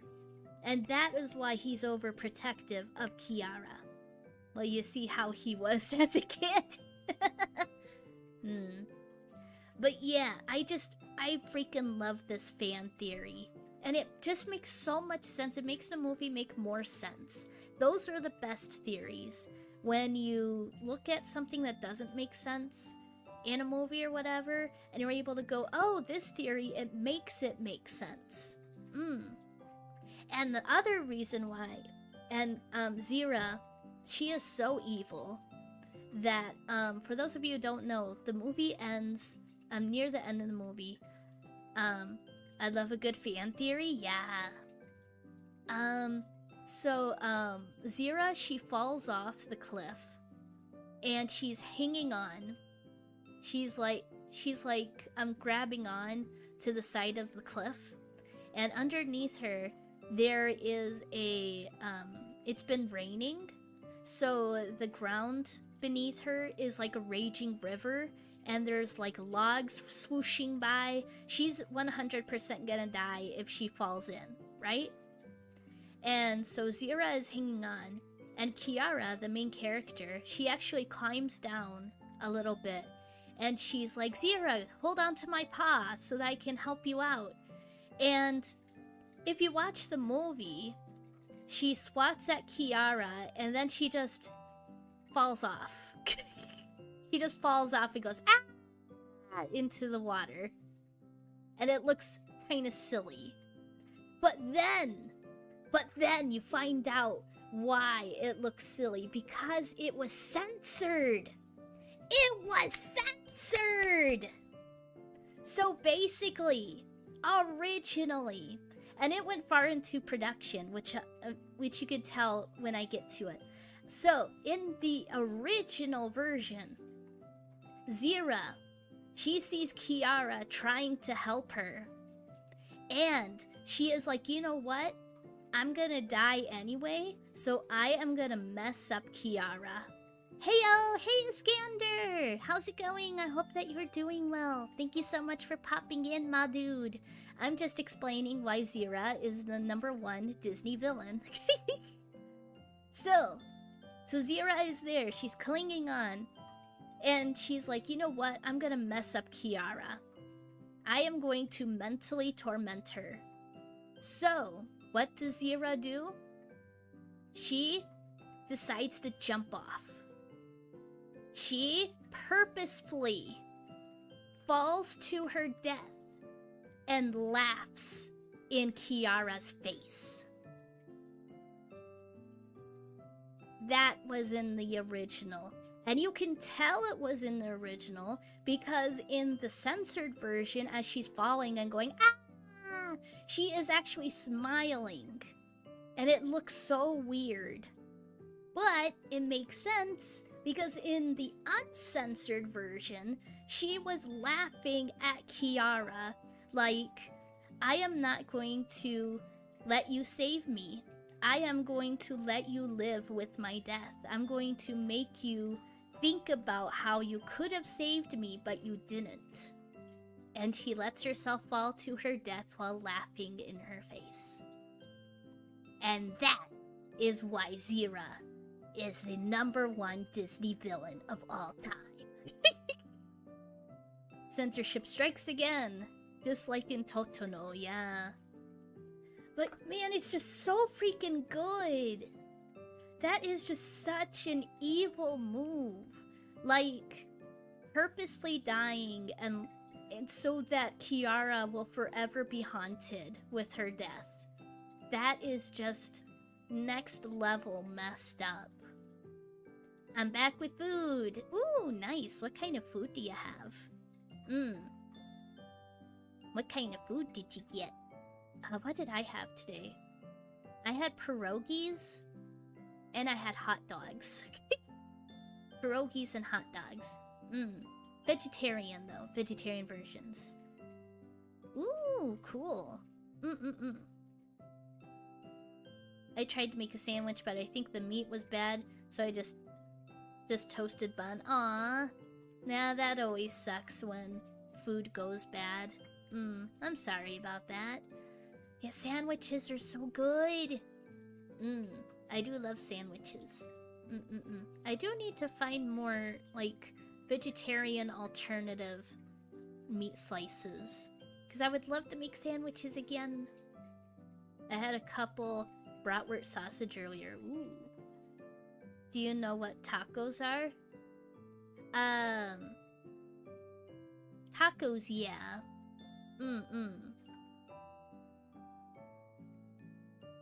Yeah, I've had tacos before. Probably not like, you know how America likes to bastardize other foods from other cultures? I imagine that our tacos are probably not nearly as good as, like, the stuff in in the countries of origin. Do you like them? Oh, no Taco Bell. I have never had Taco Bell. I do like tacos though. Tacos are very tasty. My dad, he uses, there's a vegetarian ground beef.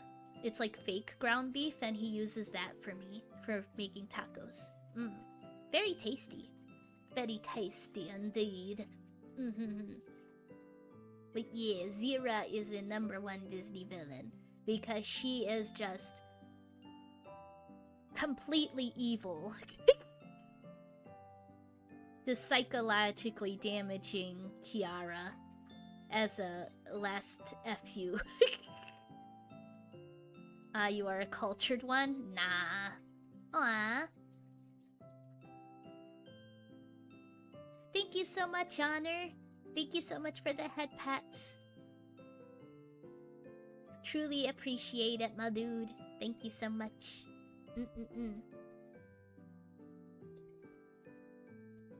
That Lion King thing reminds me of a scene in Game of Thrones. Dude talks about his shared history with the guy who is executing him. Those words won't save you. I don't want them to save me. I want them to haunt you. Yeah! It's that kind of energy. What is this? Modify a single emote? I'm actually not sure. I've seen it in other people's streams, but I'm not actually sure what it does. I've never tried it. I do hope that I can make more emotes at some point. A default Twitch setting? Yeah. Because I've seen it a lot. I've just never used it or seen it used. I would love to make more emotes. I'm just so bad at drawing.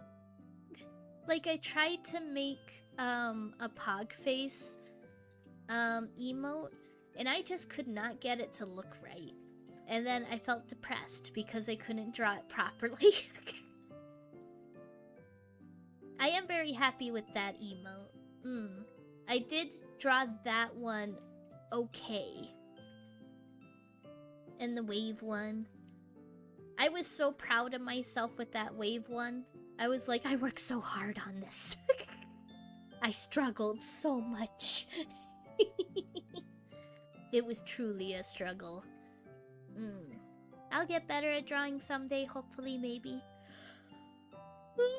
Oh man, I am so sorry. I do wish that I could change. Well, I guess after I publish the video on YouTube, then I can change it. Oh, I got a new tapestry? Nice!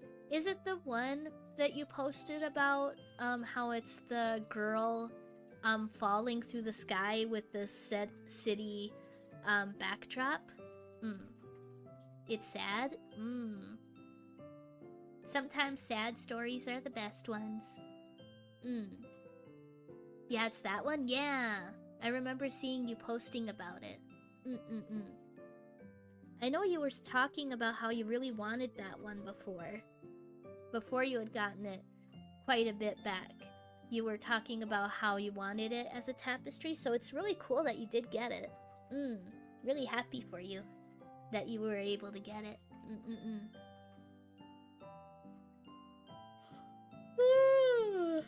Oh, so sorry.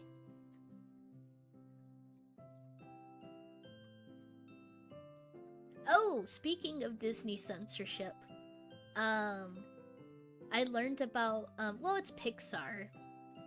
I mean, Pixar is under Disney, but I like thinking of them as two different companies. Sleepy? A little bit. It was a bit expensive, but ordering stuff from Japan always is. Yeah, I can imagine. For sure.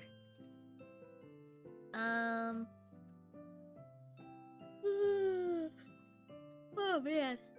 So sorry about all the yawning. Oh yeah. So there was a Pixar movie called, I think, Elio? And, because Disney, they're doing this weird thing. They've been doing it for a bit now. How, basically, they've been pretending to be, open with LGBTQ people. And on surface level, you could think that, but basically what they've been doing, from my understanding, is that they add them to bring in people, to go, hey, look how progressive we are. But then when people complain, those people complain about there being LGBTQ plus characters in the movie, then Disney turns around and is like, our movie flopped because we put an LGBTQ plus character in it. And it's like, no, it flopped because the movie was just bad. But yeah, Disney is basically trying to play both sides. Oh, I just remembered that Gravity Falls is Disney. Love that show. I've never seen that show, but I've heard that it's really good. But yeah, so I had heard that what happened with Elio is that the person who directed it, he is a gay man, and he wanted to put a lot of himself into the main character, because the main character, I think, if I'm remembering correctly, the main character grows up in a Navy base, And the guy who was the original director for Elio, he grew up in a Navy base, and he struggled being a kid in a Navy base who was also gay. Why did I say it like that? Gay? Why did I say it like that? Who was also gay. I have a hard time with words.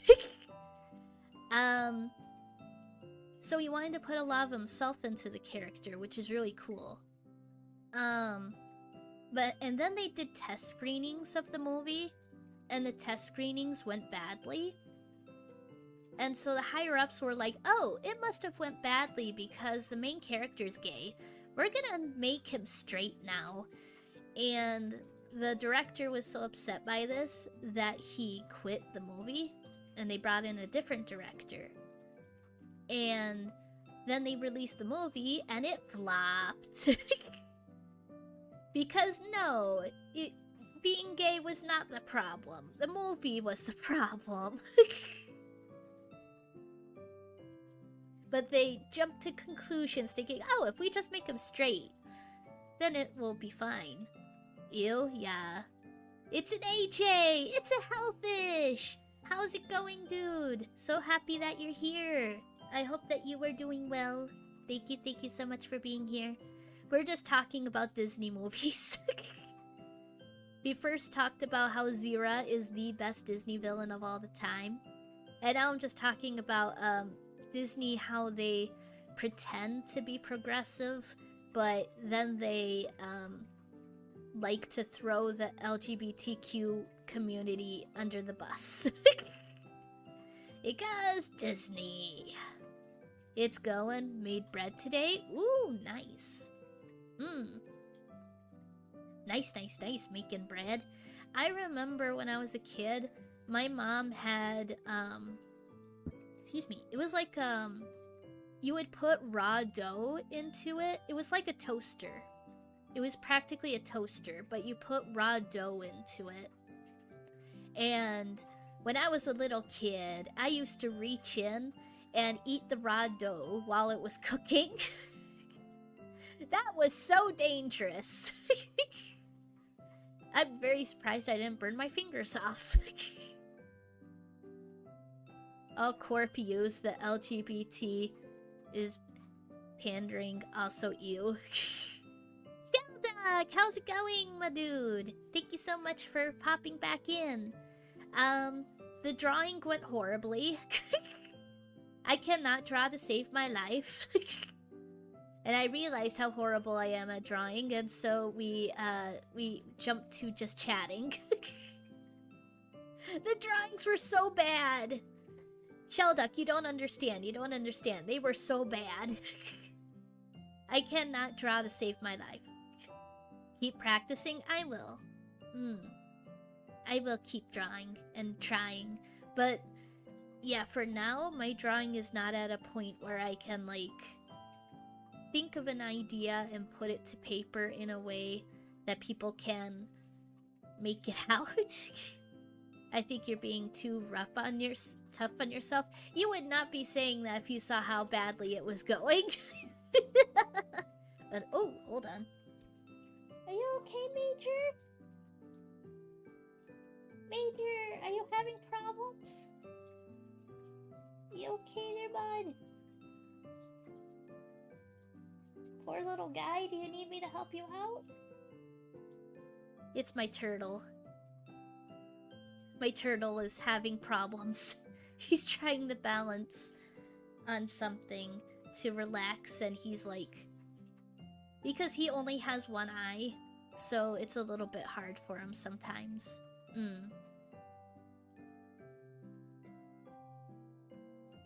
Hold on, I'm gonna go help my turtle real quick. I'm gonna put him on his log. Hold on a moment.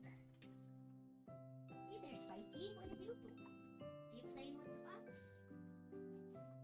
Oh, Nancy, you were in the box! What were you doing in there? Hey, Major! Hold on, buddy.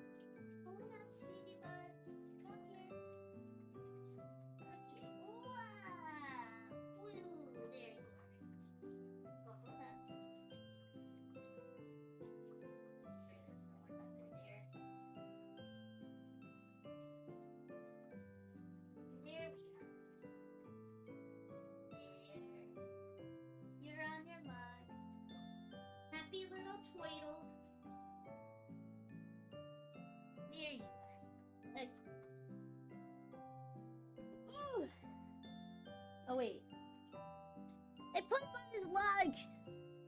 And he just got back off.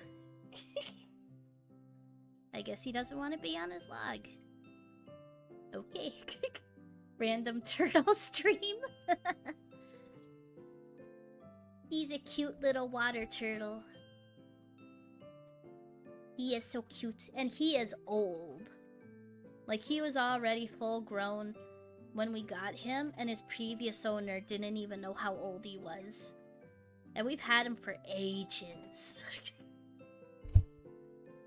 So he is a very old turtle, a very old man. Time to get a Toitus. Oh, kitty. What's going on? What is it? Wah. One of my cats wants to be on my lap.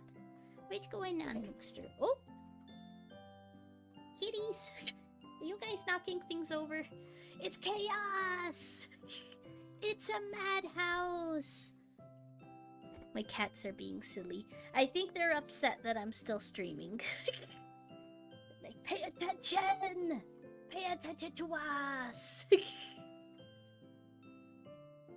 But anyway, where were we? So yeah, that was just like a weird little thing that I learned about how the LEO test screening, like, it did badly, and so they assumed it was for him being LGBTQ. But nah, it was just a bad movie. But we're gonna throw him under the bus because we're Disney and that's what we like to do, throw people under the bus. Kinda like I was gonna say something, but maybe I shouldn't. I mean, yeah, I'd better not say. Sorry, Kitty, I got stuff to do. Yeah. Because I've got 3 cats, so... I've got a turtle, I've got 3 cats, and I've got 2 dogs. I've got a little zoo going on. Yeah. I have 1 large cat. Nice. Cats can be a handful. I guess it depends. Oh man. It depends on, like, the kind of cat you get. He's part dog. Like the cartoon Cat Dog. Cat Dog. Cat Dog. A TV show that I never watched. Cat Dog. Yeah. I never watched it. I think I tried it once as a kid, but I couldn't get into it. But of course, there were a lot of shows, kid shows that were popular that I didn't get into. Like, I never got into SpongeBob. I never got into SpongeBob. I tried 1 episode and that was enough for me. Because I'm very uncool. I'm very lame. I did watch a lot of Disney Channel. There were some Cartoon Network shows I watched. I did watch Powerpuff Girls. And I watched a lot of Boomerang, which played a lot of, like, Hanna-Barbera cartoons and stuff like that. They also played the Banana Splits. How does the Banana Splits theme song go again? Like, la la la la la la la la la la la la la la. 1 banana, 2 banana, 3 banana, 4. Da da da da da da da da. Ba da da da da da da da da da da. Ba da ba da ba da da da. It was such a dumb show. It was such a dumb show. Basically, what the Banana Splits tried to do, they tried to mimic the 1960s show The Monkees, in how it's 4 characters living together in a Psycho Jello apartment. and doing zany antics except in animal costumes. Yeah.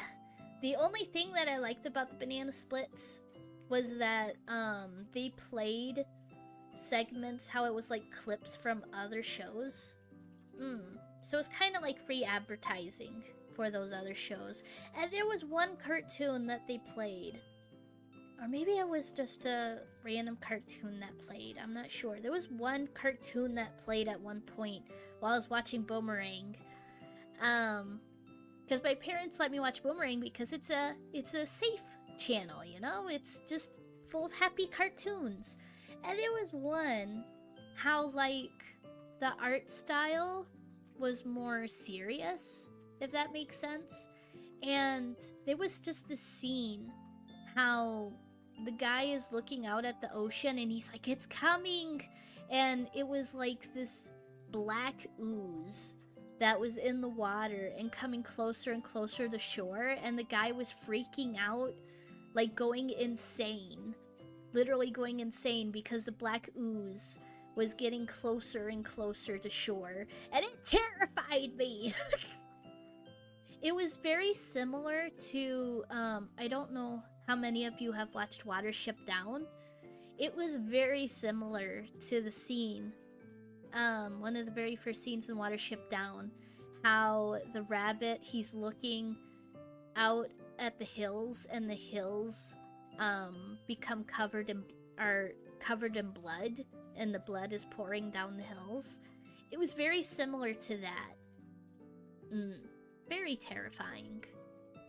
And it just shows that, like, with good horror, you don't need to make it, like, graphic or anything. You could just have something as simple as black ooze in an ocean getting closer and closer to shore, but it was horrific because of how the people were reacting to it. Excuse me. It was like the mood that it set that made it frightening. So yeah. What else did I watch as a kid?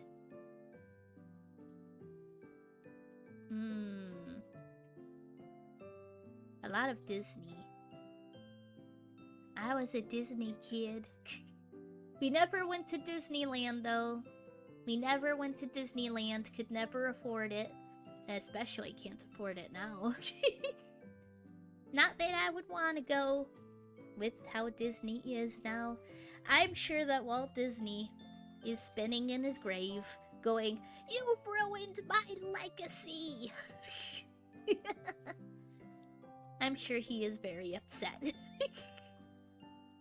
Oh, did you guys know that there's a theory that Walt Disney is actually, his body was frozen? He's being kept in, what's the word?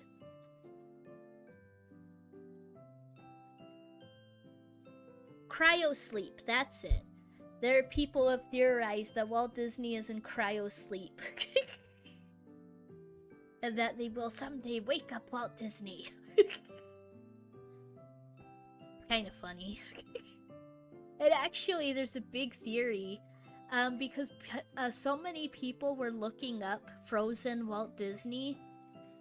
And so the theory is that the reason why the Disney movie Frozen is called Frozen is so that if people looked up Frozen Walt Disney, then the movie would pop up and not the conspiracy theories about him being in cryosleep. A very fun theory. I personally don't believe that theory, but yeah.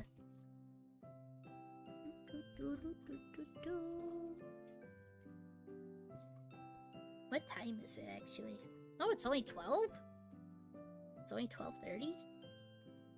I've only been streaming for 2.5 hours? Wow. For some reason, I thought I was streaming for longer than that.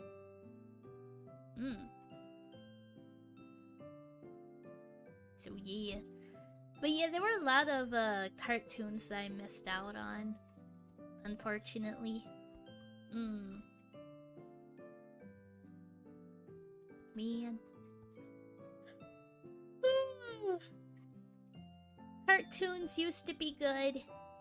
Now not so much.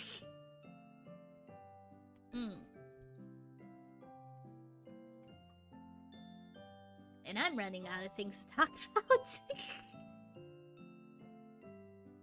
Is there anything that you guys want to talk about? Feel free to pick topics that we can yak on about. I'm willing to talk about just about anything. Well, maybe not anything, but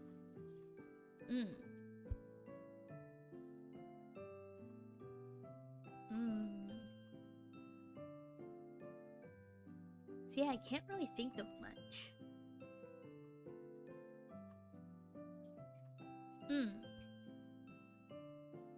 Yeah, I'm not sure. Starfire or Blackfire? Teen Titans. Ooh. I'm not sure. I think I would have to re-watch the episodes with Blackfire. I do remember her being very cool. But Starfire is very cute. Starfire is very adorable.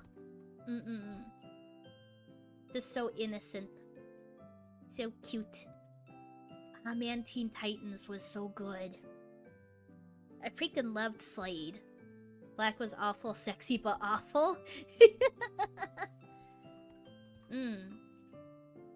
Man, I really love Slade. Slade is such an amazing villain. Starfire is pure love. Robin does not deserve her. That's funny.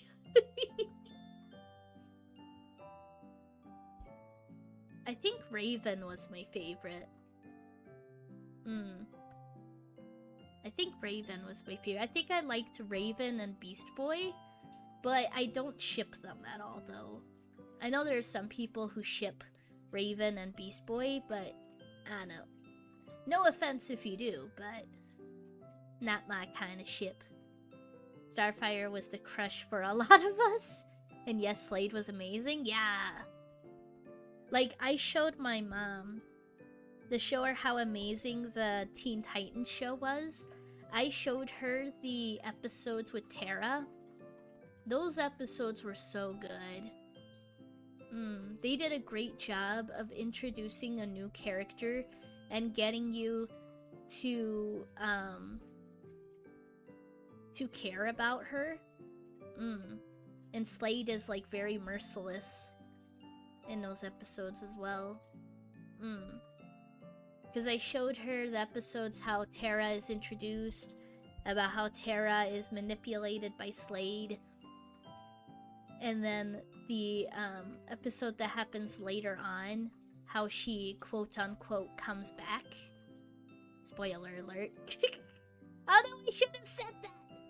Well, I said quote-unquote, so you don't know in what way. But yeah. Those episodes were really good. I don't know what they were thinking when they created Teen Titans Go. The show was amazing how it was. Yeah, that's the thing. When a show gets popular, then they're gonna milk it. They're gonna milk it until it doesn't make them any more money. Like, I think I talked about it on stream before. That, with the original Planet of the Apes, the show was deep, lore was great, yeah. With the original Planet of the Apes, it was super successful, right? And so, excuse me, and so the higher-ups were like, make another one! And the original creators for Planet of the Apes, they were like, well, we kind of don't want to make a sequel. The higher-ups, make another one! So, the original creators were like, okay, how about we make it so that, because they saw where this was going, they knew that they were gonna be milked out with making sequel after sequel. So what they did was that they're like, okay, we're gonna end the movie with the whole island exploding and everyone dying. That way, we can't make any more. So they made the sequel, and it ends with the entire planet blowing up and everyone dying. And so they're like, okay, we can't make any more Planet of the Apes movies because there's nowhere to go. And then they give it to the higher ups, and the higher ups, after a movie comes out, they're like, make another one. And they're like, how? How can we continue it if literally everyone is dead and the island is gone? Make another one! And so they made a third one. And then, make another one. They made a fourth one. Make another one! There were like 5 or 6 Planet of the Apes movies. And it didn't stop until the last movie flopped. The last movie flopped. They were barely given any money to make it. So all the extras were wearing like rubber masks and it looks really ugly. Really? Yeah! I watched a whole big, like, because we had gotten the DVD set. It was like a really big DVD set that had like the behind the scenes. But yeah, the last movie, it was like cheaply made and it flopped. And then the higher ups were like, okay, now we're done. It only took you like 5 or 6 movies. So yeah, that's what always happens. If something becomes popular, then they're going to keep bringing it back until it gives them nothing in return. It's really depressing. Hey, my favorite fan theory is that Game of Thrones is post-apocalyptic sci-fi. Ooh, that's an interesting theory. Oh, there's a theory. Going back to Disney films, there's a fan theory that Aladdin is post-apocalyptic. Because, and it kind of makes sense because the genie, he has this knowledge of pop culture references. And I think in the games, in one Aladdin game, there's like a sign, a modern day sign in the background. So people have theorized that Disney's Aladdin is post-apocalyptic. And that there's going to be a Planet of the Apes moment at some point. Oh, did it happen with Game of Thrones like it did with Sherlock and Stranger Things? Basically with Sherlock and Stranger Things, what happened was that the last episode slash season was so bad that the fan base went, wait, that can't be the true ending. So they expected there to be a secret new ending that was coming out. Like, oh, it's the creators just messing with us. They gave this horrible ending on purpose. And they're gonna be releasing like a haha plot twist episode. Like, I watched videos on the Stranger Things thing that happened.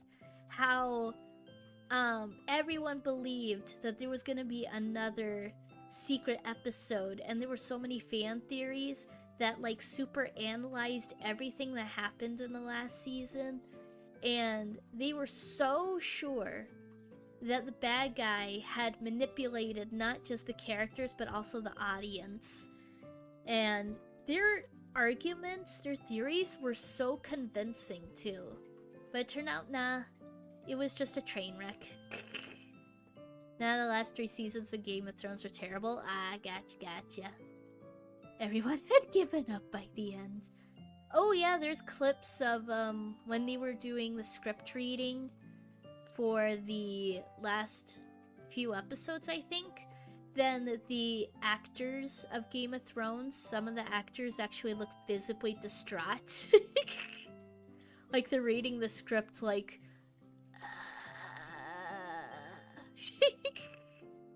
And the same thing happened with Stranger Things too. Some of the actors looked like visibly upset while they were reading the script. Like the actress who played Eleven, she just like has her head in her hand and is shaking her head, and she looks like she's gonna cry because of how bad it is. Really depressing. But the first 4 seasons were some of the best television ever made, in my opinion. Yeah, I know it was extremely popular. I personally couldn't get into it, but I do know that, yeah, it was very, very popular. And I'm very surprised I couldn't get into it, because I love media that is not afraid to kill off characters. I absolutely love that, and I wish that more media did that. I absolutely love that concept, how any main character could bite the dust at any moment. But it's hard to find shows that are like that. Like, I haven't found one yet that actually kills off, like, the main character. I would love a show like that. How it's like, yeah, truly no one is safe. Because, like, with Walking Dead, Rick Grimes, he makes it all the way through, I think. I haven't seen the last season, so maybe he doesn't make it to the very end, but you know what I mean. He makes it, like, extremely far. And then with Game of Thrones, a lot of the main characters still make it. It's just really hard to find ones.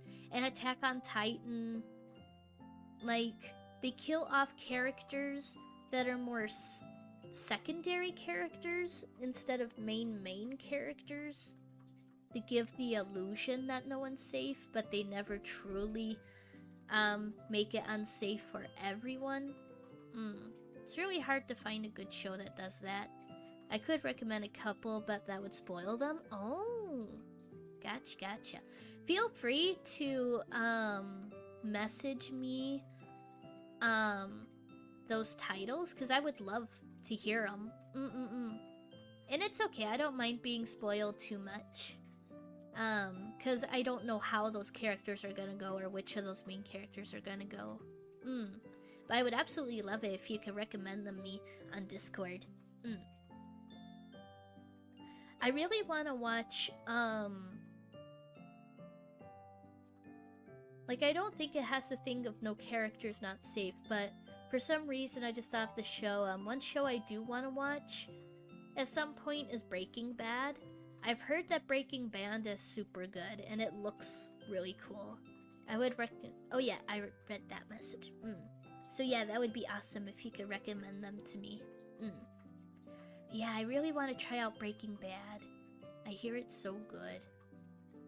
Oh, there's a YouTuber I'm subscribed to who does these, like, crazy theories. And the theories are, like, so ridiculous, but he is so good at convincing you that it's true. He is, like, a master at, like, you won't believe this is a legitimate theory, but I'm going to convince you. And he did a little segment how it was like Breaking Bad is connected with High School Musical.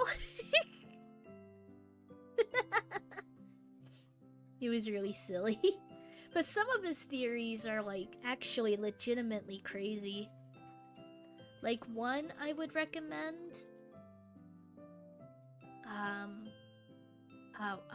Oh, it's at the tip of my tongue. Oh, yeah. He did, one fan theory. It was, connecting, what was the name of the show?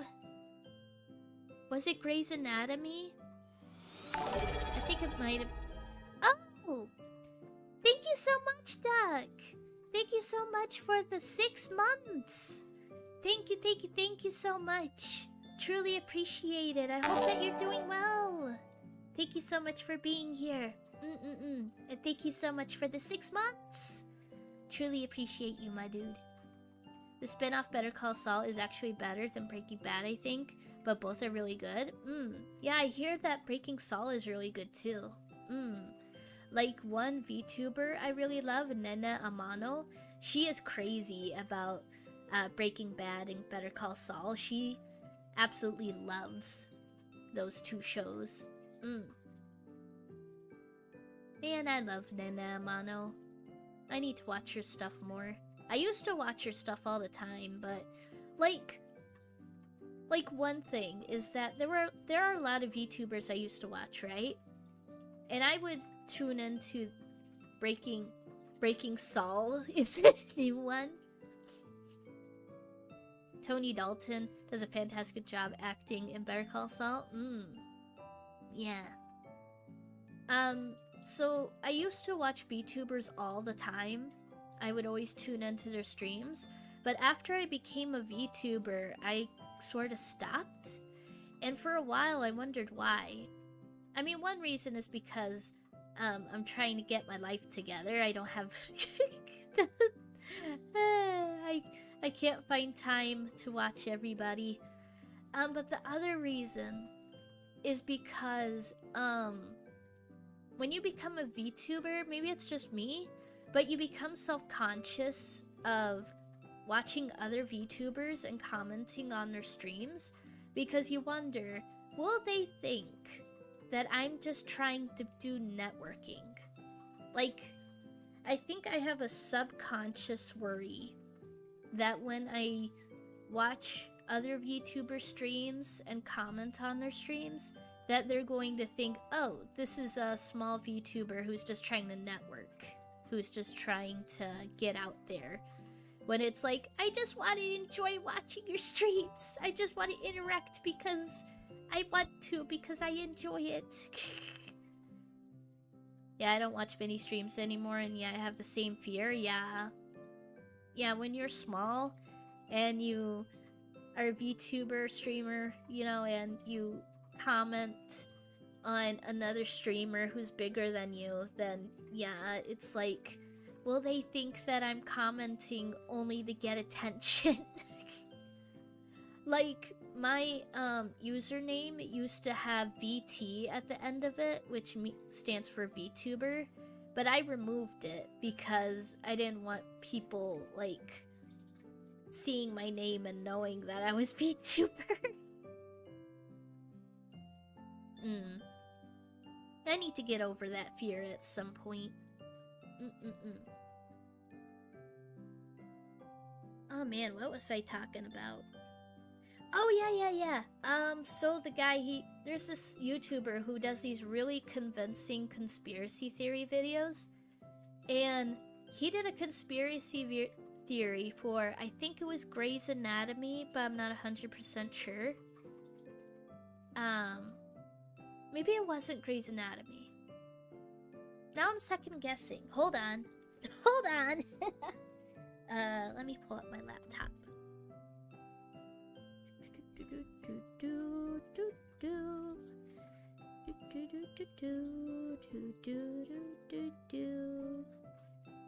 Yeah, he's really good at making, like, really convincing conspiracy theories.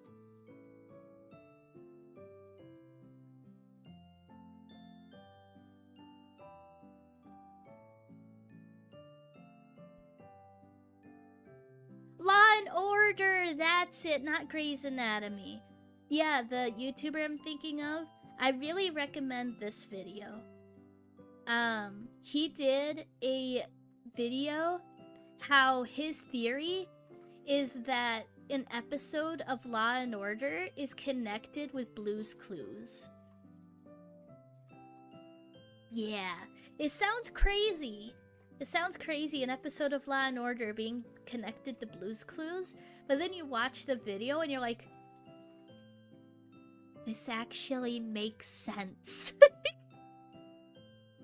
It's crazy! The name of the YouTuber, is Alex Bale? Yeah, Alex Bale.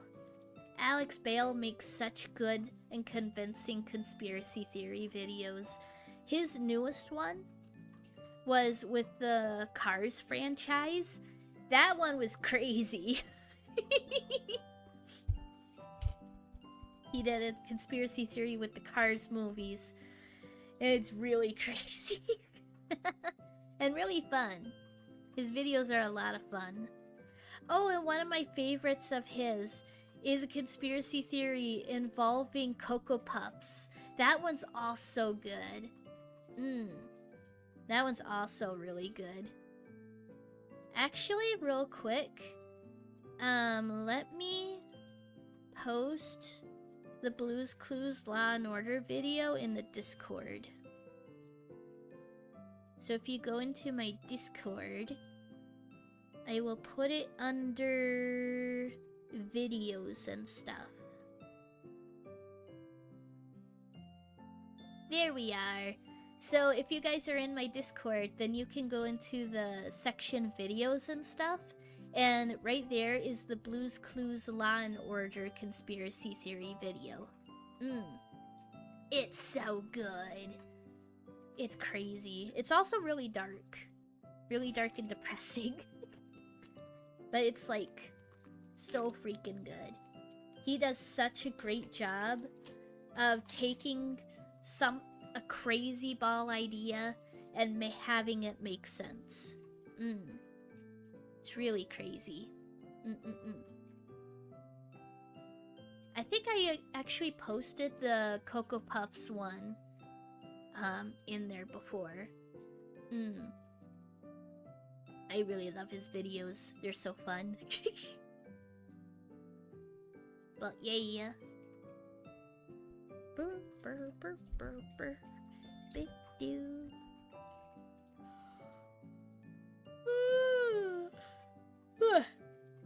My top theory, conspiracy theory in media is the one that I talked about earlier, the Lion King 2 Simba's Pride one.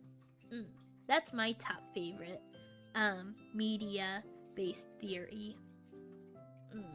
Because it just makes so much sense. If you watch the movie with the theory in mind, it just makes so much sense. It actually makes the movie make more sense. There are some theories, fan theories that I've heard of, how, like, I don't get it.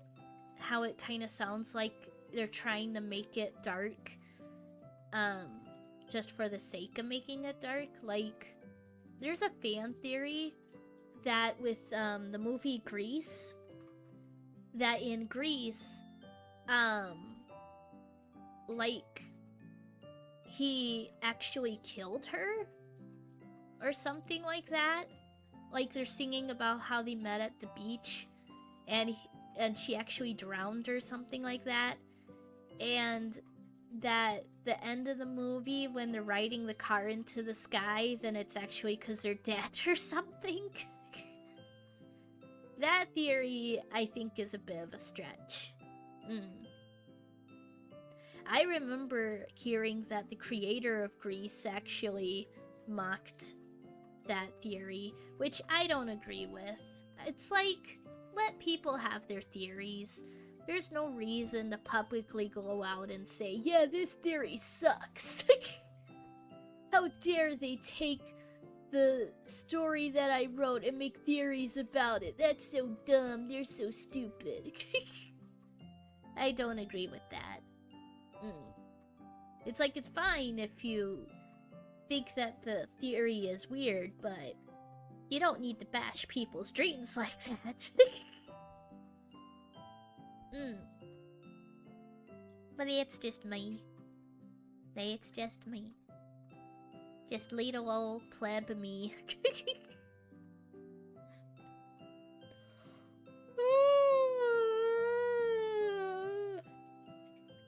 More yawns. Oh man, I am not looking forward to tomorrow.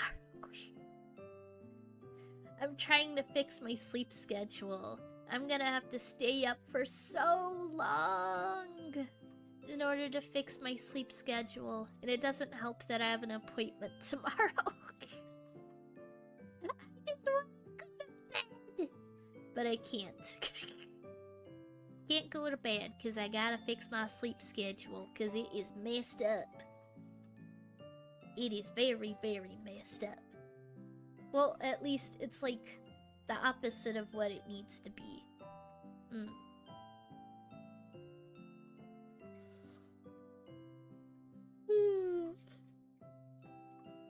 And if I nap, then I run the risk of ruining it.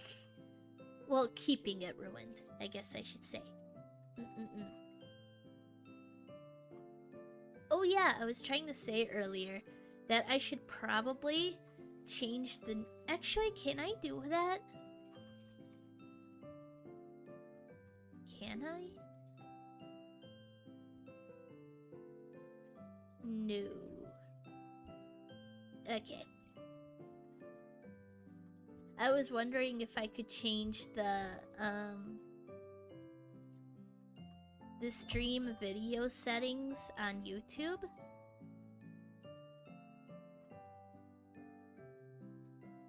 Oh, maybe I can. Hold on. Ah, edit title and description. Nice.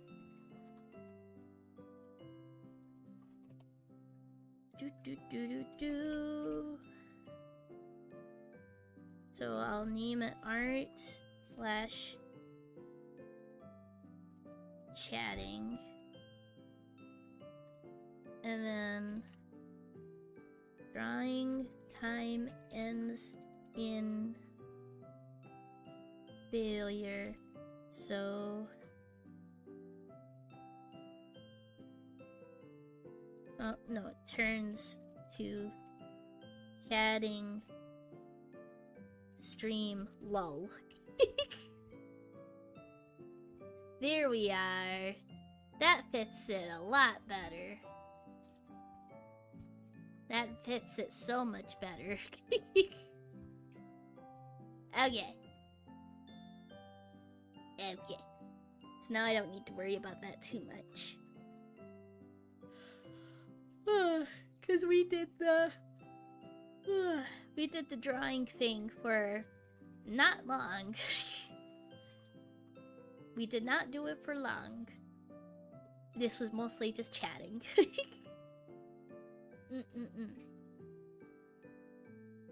I'm not sure what I'm gonna be doing. I never know what I'm gonna do after stream.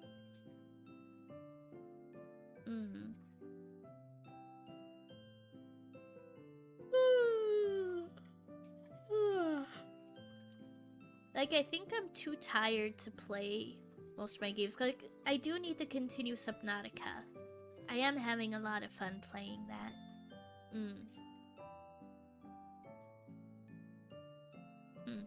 Yeah, I'm not sure. I am not sure. Do you guys have any plans? Any plans for later today? You're sleepy too? It's a sleepy kind of day.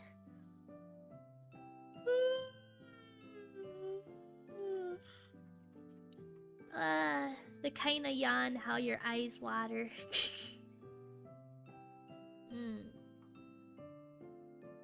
Hopefully I'll be able to stay up. I have to stay up for a long time.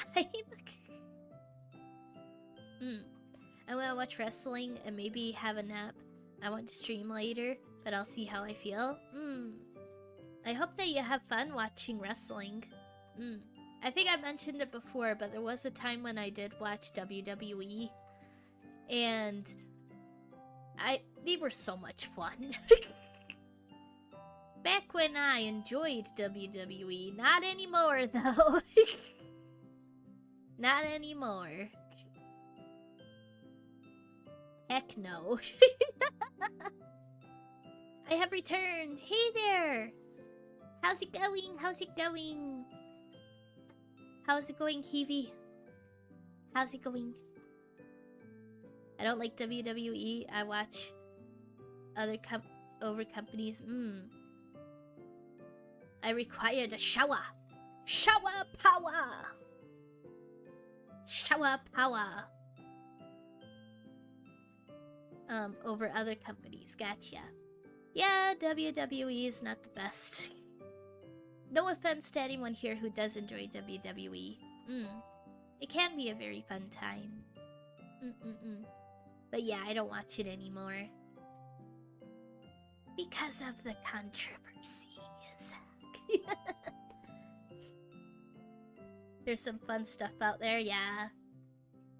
My favorite wrestler was, hopefully he's not involved in controversies, but probably all of them are. I liked, Sting. Sting was my favorite. He was the reason why I got into wrestling. Because he appeared in an episode of WWE and I was like, he's so cool! I went to a show a couple weeks ago. Nice. Oh yeah, I saw you post about it. How you were watching. That looked like a lot of fun. Yeah.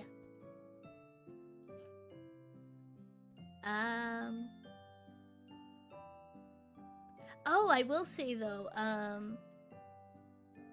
Sting is in the company I'm about to watch actually. Ooh, nice. Hey there, kitty, what's going on? Yeah, you're a good little kitty, bud. It's okay. After stream, we'll cuddle, okay? Yeah. My poor little cat. He wants to cuddle.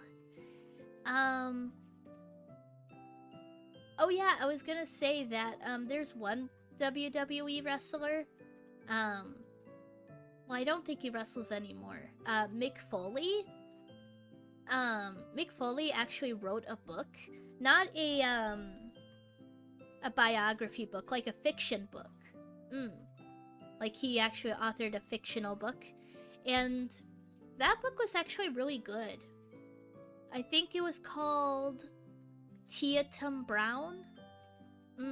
If I remember correctly. Tiatum Brown was a really good book, in my opinion. I really enjoyed reading it.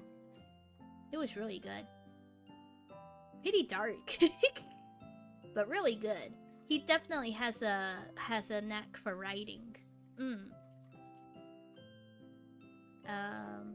He has a protege who is a skater boy. Oh. Mick Foley is also on the show I'm about to watch. Nice. Me too, I envy cats and dogs. I have read his book, but I've got his book but haven't read it yet. Oh, do you mean Tiatum Brown, or do you mean like he wrote another one? Another one. Because I did really love Tiatum Brown. Yeah, Tiatum Brown. Ah, gotcha. Yeah, I really enjoyed it. I really liked it. It was a fun read. She said, see ya later, boy.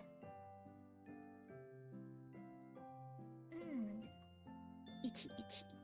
I need to get back into reading. I do enjoy reading. It's just hard because, I've read his autobiography. Oh, gotcha. I hope he writes more fiction. I do hope he writes more fiction. He does have a knack for it. That's good as well. That's cool. Quoting Avril. I could never pronounce her name. I could never pronounce her name. What songs did they sing again?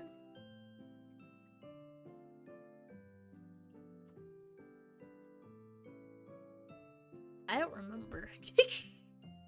There are some singers from back then, how they kind of meld together in my brain. Like, the song that's popping into my head is the be my bad boy, be my man, be my weekend lover, but don't be my friend. And there was also, 'cause every time we touch, I get this feeling, and every time we kiss, I swear I could fly. The songs of the... When was it? Like early 2000s?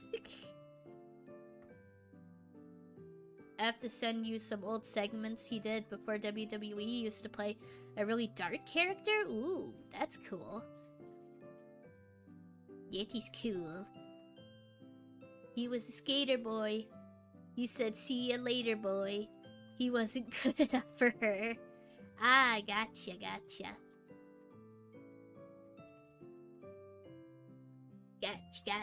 I don't think I ever heard that one. That's Cassandra. Every time we touch, yeah. That's what I thought. Oh man, that song was everywhere. That song was everywhere, and also, I'm a Barbie girl in a Barbie world. Early 2000s music. I like her drummer, Josh Freese. He's an incredibly versatile drummer. Ooh, that's cool. That's really cool. I wish I could play the drums. You definitely have, AJ? It was her most known song. Oh, you're talking about, Skater Boy? Yeah, I don't... But of course, I'm very uncultured. There's so many things that I don't know that other people do. Like how people can quote SpongeBob, and when I hear a SpongeBob quote, I go, huh? Yeah.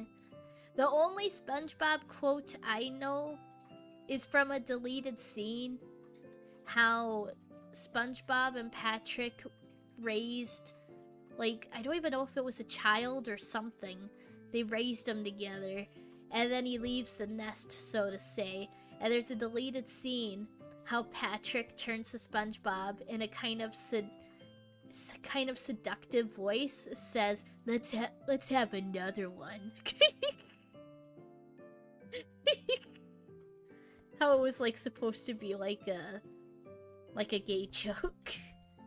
And they cut it out. We can't be having gay people in our cartoon. It was her most known song.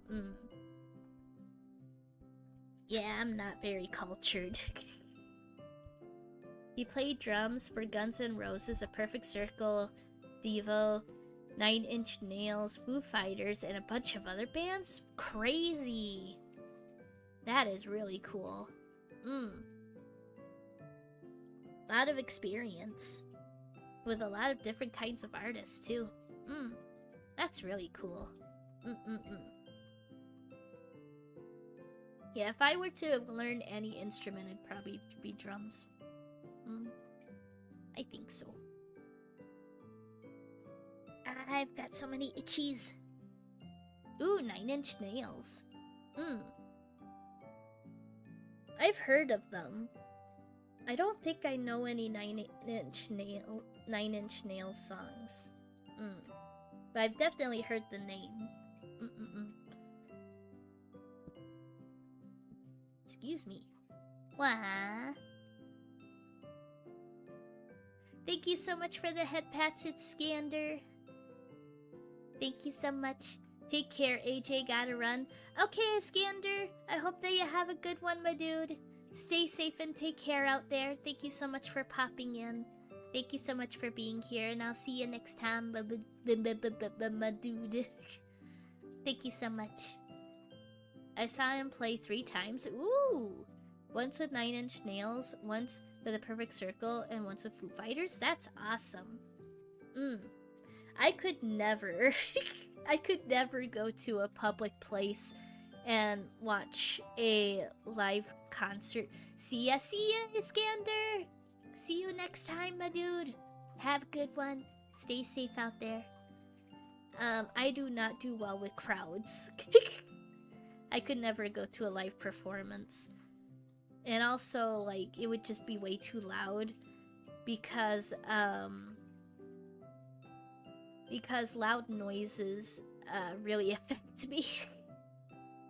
I would post some 9 Inch Nails lyrics, but they are probably all against TOS. Oh boy. Oh boy. Yeah, I can't handle crowds, and I can't handle loud places. Like, once my family went somewhere to watch fireworks for 4th of July, and it was horrible. I was like, I want to go home. These fireworks are horrible. Ooh, I'm dying, to quote Bugs Bunny. That was not a fun time. I hate fireworks.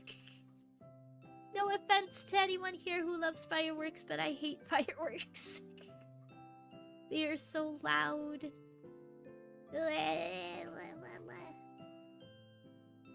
I used to like fireworks, but then my brain went screwy.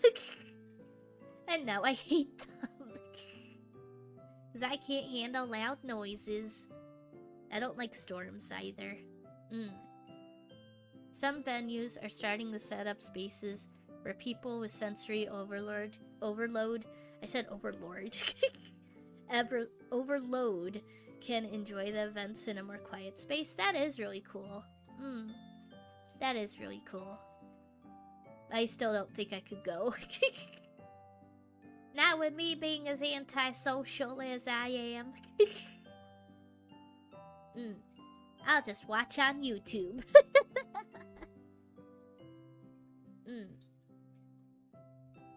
Yeah, I don't think that there are many types of events that I would want to go to IRL. That's fair, that's what streaming is for, yeah.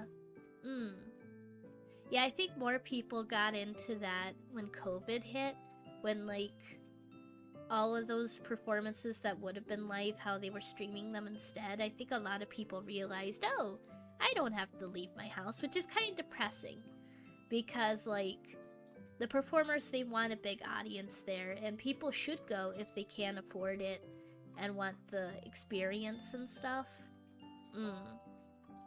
But at the same time, it is a really good method for people who don't want to be in with crowds or can't afford to travel or any of that stuff. Or like there's one streamer, Fulgur Ovid. He's a different VTuber now, but he had said that when he would order food, that he would like wait behind the door and he wouldn't open the door and grab his food until the delivery person left. And I'm like, that's so me. That is so me. Wait until the person's gone and then grab the thing. Oh man, I loved Fulgur Ovid. His persona that he has now, he's currently on break. Man, his streams are so freaking good. He's so fun. You could come to my gigs. I usually sit in the corner of cafes and play quietly enough that people can still talk. Oh, that's so cool. Though I don't gig much anymore. It's a lot of effort. Yeah, I can imagine. I can certainly imagine that. For sure. Maybe those are the kind of performances that I would watch. How it's like just in like cafes and stuff. I think those are the kind of performances I'd be okay with going to see, because then I could be like in a little corner, in a dark corner of the cafe, just all by myself. Oh, I think I told you guys before. Cafe gigs are nice. I think I told you guys before that I have resting sad face. You know how there's resting bitch face? I have resting sad face. I think I told you guys this story before. That I was, in this building. I guess I could say what kind of a building it was. I don't think there's much chance of me getting doxxed. And they're usually really quiet, yeah. I was in a roller rink. And I was sitting by myself at this roller rink, just watching the other kids. I was like early teens. I was just watching everyone else roller skate. And this random guy comes up to me. And he goes, "You look so sad and alone. Do you want to sit with me and my family?" And I'm like,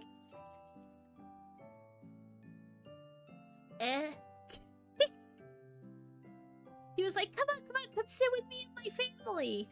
And I don't know why, but I followed this man. And he sat me down with his family, looking all happy. And his wife looked so ticked off. His wife looked so upset. And she'd lean forward like, "What the heck are you doing?" And the husband was like, but they looked so sad and alone, you know? And then I think that he was trying to explain himself with his wife, and while they were talking, I just quietly left. I was like, okay, I'm out. That was a funny experience. I mean, it's really cool that he was trying to be nice, but at the same time, stranger danger, my dude. Wah. Thank you so much for the head pats, Jazz Cat. Thank you so much. I have noticed that I have resting bitch face while I'm playing guitar. I'm trying to remember to smile. Yeah, it can be hard, especially when you're, like, trying to do something. Because I can imagine that being tricky when you're playing an instrument because you're trying to concentrate on that. And your concentrating face can be seen as resting bitch face, I imagine. For a lot of people. So it can be hard to force yourself to smile when you're concentrating on something. You're a good lad and deserve head pats. Aw, thank you, thank you. I don't have a fear of strangers. But I'm Canadian, so... Hey, another Canadian! I have a... I have an internet friend who's a streamer who's Canadian. If you're ever looking for a Canadian streamer, Heavy, I highly recommend Ultrasaurus. Ultrasaurus is Canadian, and she is awesome! She is amazing! She's one of the best streamers out there, in my opinion, and I look up to her so freaking much. I really, really love her content, and she's just an amazing person. A lot of fun. Highly, highly recommend Ultrasaurus. She's called Ultrasaurus because she loves dinosaurs. My VTuber model persona is a golden retriever. Aww! I'm going back to bed. Have a great stream. Have a great sleep, Jazz Cat. Have a good one. Thank you so much for being here, my dude. Bye-bye, Nano. Bye-bye, Nano! Have a great one. Would you mind shouting that friend of yours out? I'll go look. Oh, sure. Hold on. See you later, Jazz Cat. Have a great sleep. How do I do this again? Shout out.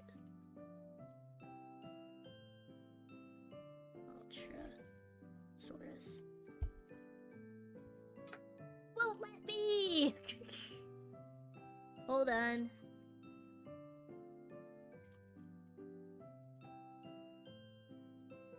Hold on.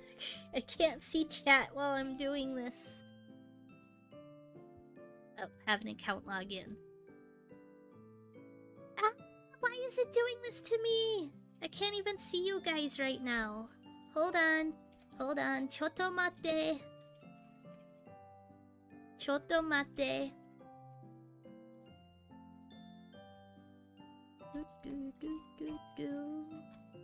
It's making me sign in for some reason.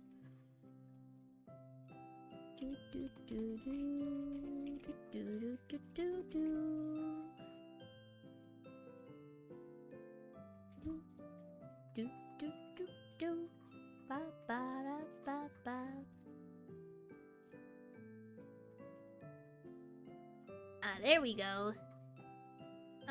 Shout out, insert name. Ah, gotcha. Thank you so much. Okay, now it should work.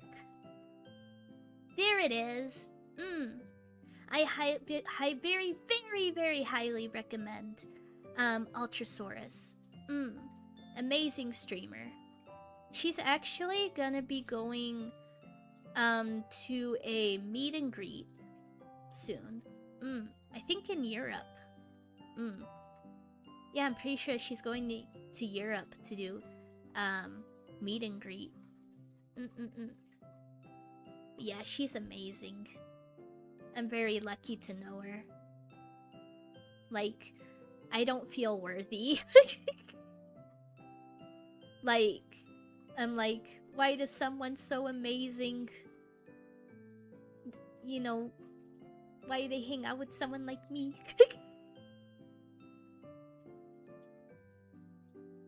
So yeah, Archosaurus.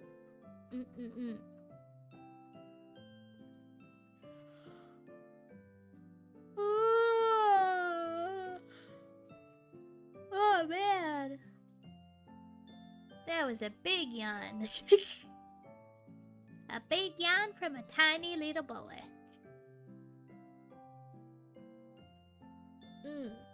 Maybe I am gonna need to take a nap.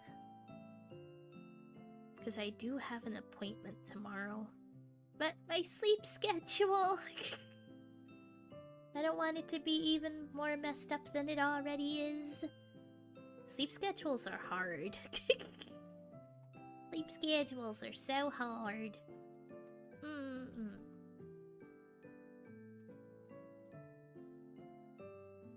Yeah, I'm not really sure what I'm gonna be doing. You're telling me. Yeah. It's 2:35 a.m. I'm not tired. Oh no! Isn't that always the worst? When you know you should be sleeping, but you're just not tired. Although with me, more often what it is just my anxiety won't shut up. How it's like, it is the absolute worst. How I'll be like, so tired. Like I want to sleep. But as soon as I start drifting off, then anxiety hits. It is like, ugh!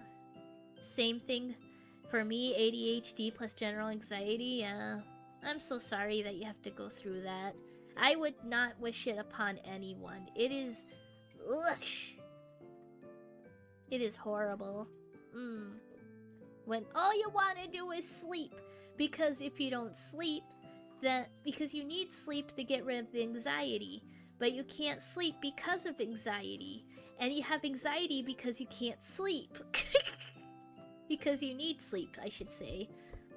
So it's this vicious cycle. I need to sleep to cure my anxiety, but my anxiety won't let me sleep. But I need sleep to cure my anxiety.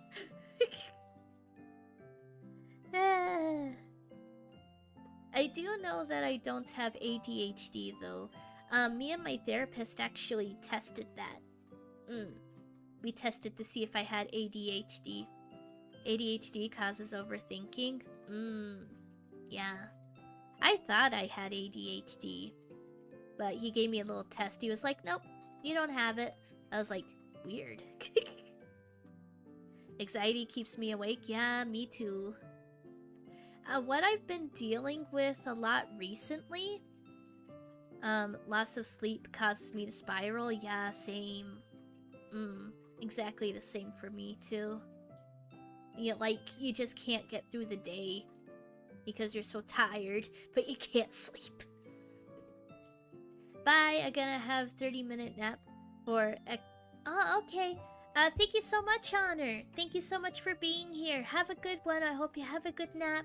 Thank you so much, Honor. Take care. Have a great one. Bye-bye, Honor. Thank you so much. I get overly focused on how little sleep I will get. Yeah. For sure. What I've been dealing with quite a bit recently is that when I do fall asleep, then my anxiety wakes me up. Like, it's so weird. I'll after 3 hours of sleep, I'll just suddenly wake up for no reason and just feel horrible. Just full on anxiety attack. I'm like, ah! It's no fun. It's no fun.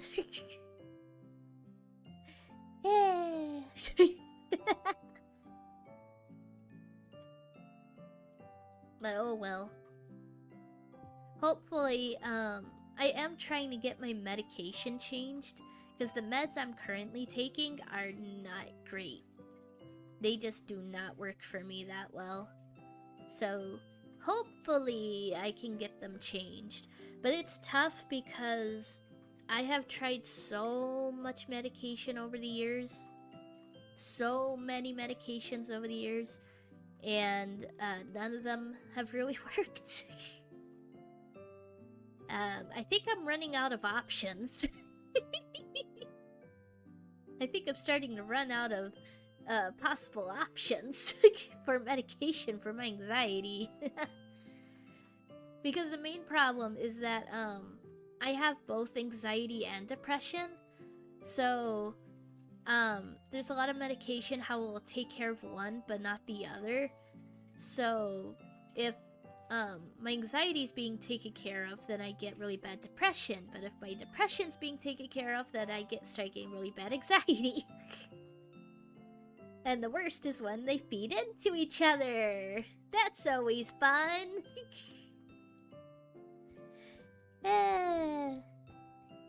Mental health. And sorry about going on a tangent. I had said before that I would try to not talk too much about my mental health on stream because I want to keep this like... Well, the main reason why I said that was because like I was like opening almost every stream being like, it probably won't be a long stream because I'm feeling horrible, anxiety's been bad, blah blah blah. And I want this to be a happy space for everybody. But sometimes it's necessary, I think. AJ talking about stuff is bringing comfort. We share our troubles. That is true. That is very true. I think I was just worried about bringing it up too much. Like worrying that people would think that I bring it up just for attention. It lets us know we're not alone, and that's fair. Yeah.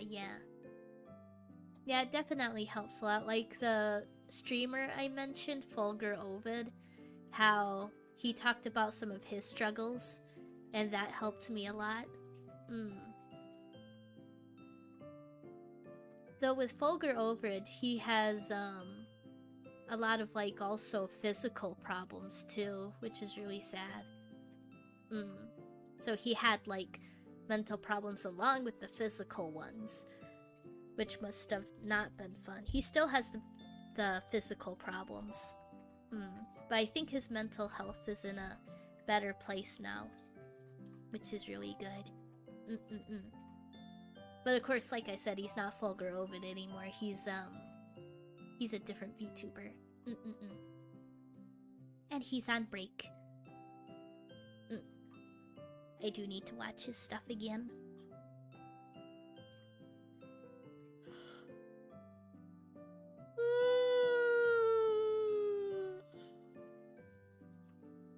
Ah, man. Oh, we've been streaming for almost 3.5 hours. For some reason, it feels like longer. Some streams feel like I've been going on for way longer, and some streams feel like they've been really short when they've been really long. There was one stream how I went on for like 4 hours, but it felt like only like an hour and a half. It just depends. I think it feels like it's been longer because of all the topic bouncing. Oh, there was one time with therapy how he was like, okay, our time's up, and I was like, oh, that session felt long, and he was like, oh, you're trying to say that I'm boring, huh? Trying to say that this was a drag, huh? You get out of here. Sometimes he like pushes me out of his office. Playfully, I should say. Playfully, he like teases me, and he like pretends to be grumpy and kick me out of the office. Like, get out of here, get out of here. I don't want you here anymore. And playfully pushes me out of the office.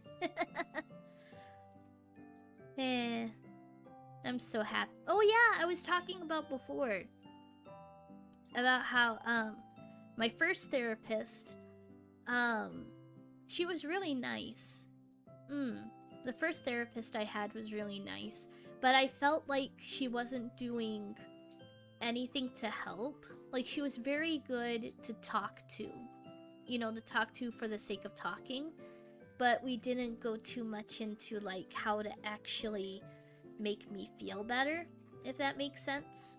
And then the second therapist I tried just made me feel worse. I only had like 1.5 sessions with her. I went in for the second session and I ended up curled up in a ball and asking to leave. That was not fun. It's not like she did anything horrible or anything. It was just like the way that she talked to me. It was just not right for me. If that makes sense. It's hard to describe. But yeah, she was not the right fit for me. She just made me feel worse.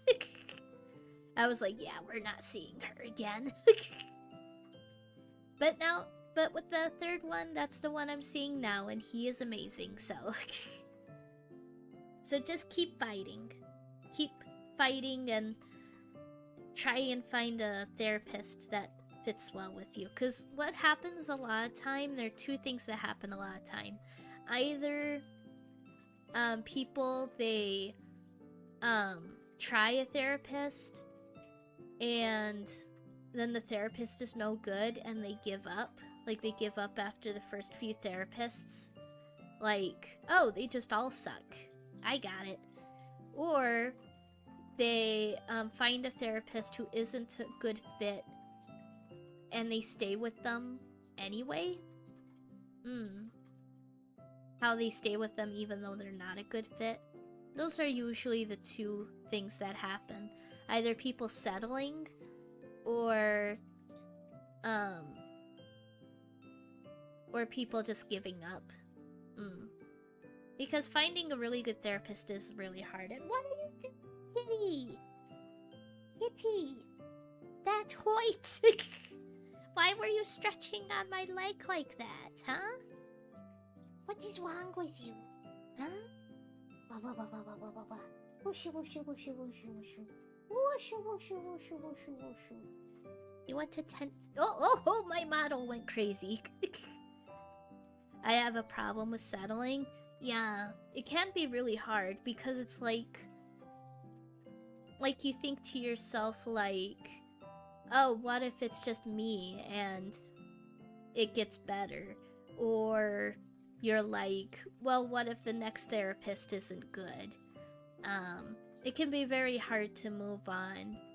Or you're afraid of hurting the therapist's feelings. Especially if they're not like a bad therapist. I have close friends who tell me that I have an abnormal tolerance for unpleasantness. Yeah, I think I kind of have that as well. That I will deal with awful work-living conditions rather than leave them. Same with friendships. Yeah, I can see that. I think there have been times like that for me as well. It can be hard to tell yourself, yeah, I need to leave this.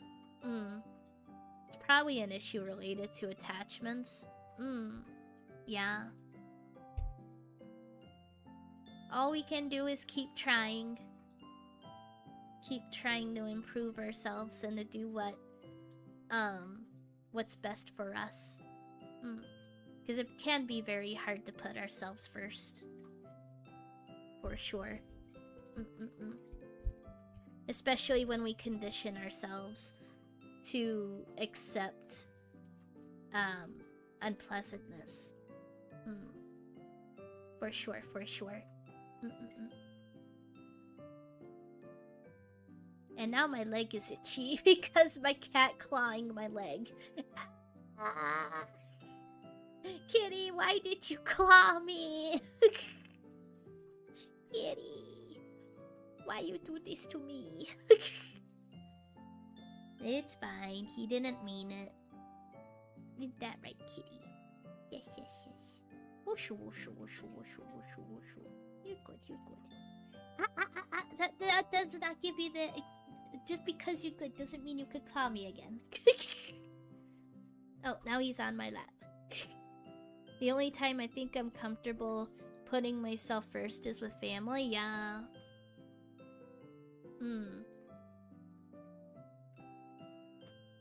What do you think, kitty? Now my cat is on my desk.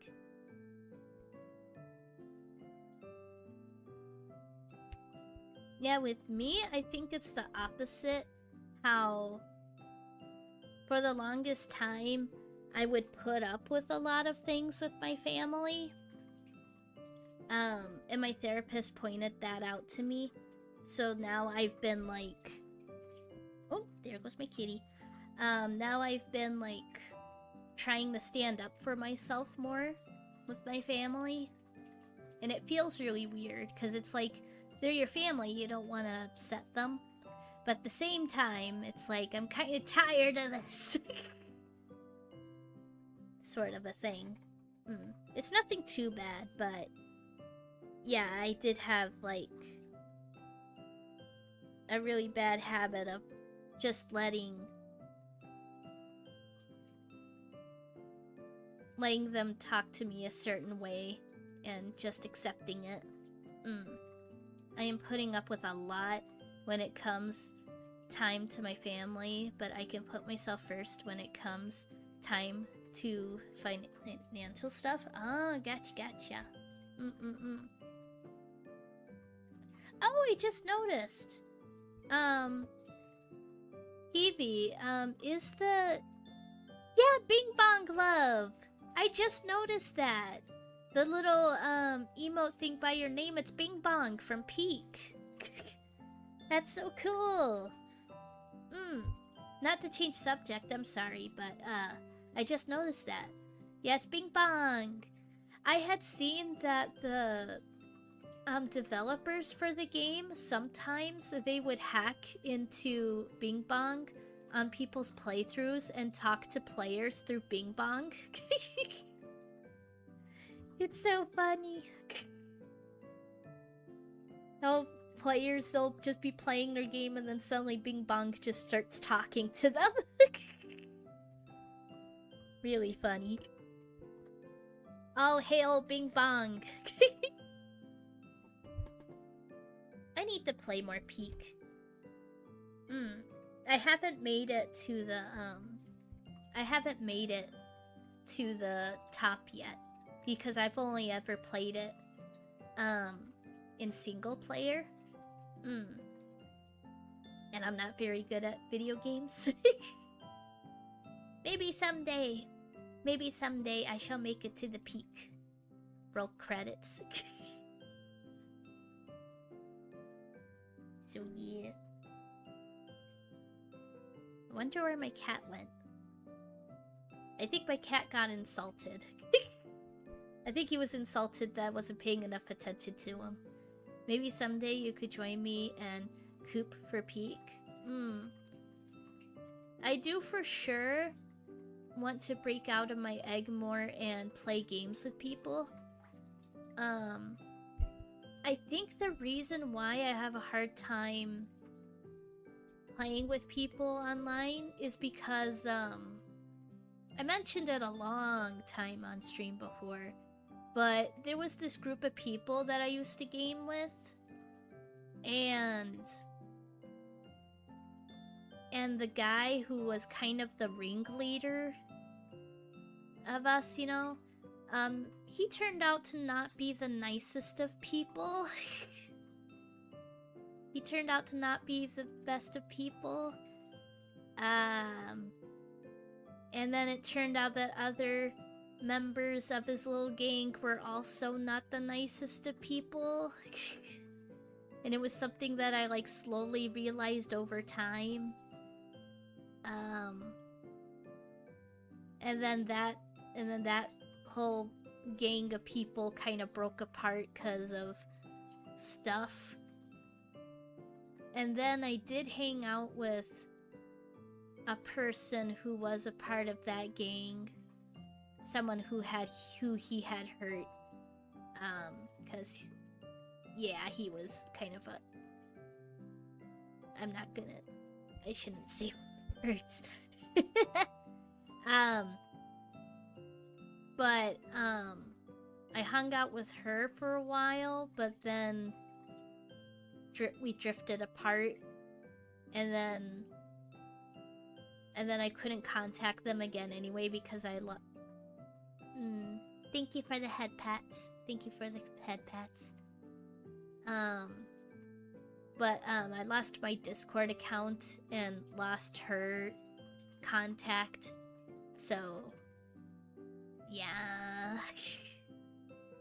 I've had bad experiences and good experiences with groups. I've had groups of friends that I knew for 15 years fragmented. Ooh. Yeah. Most of the friendships I've made in the past have not ended the best.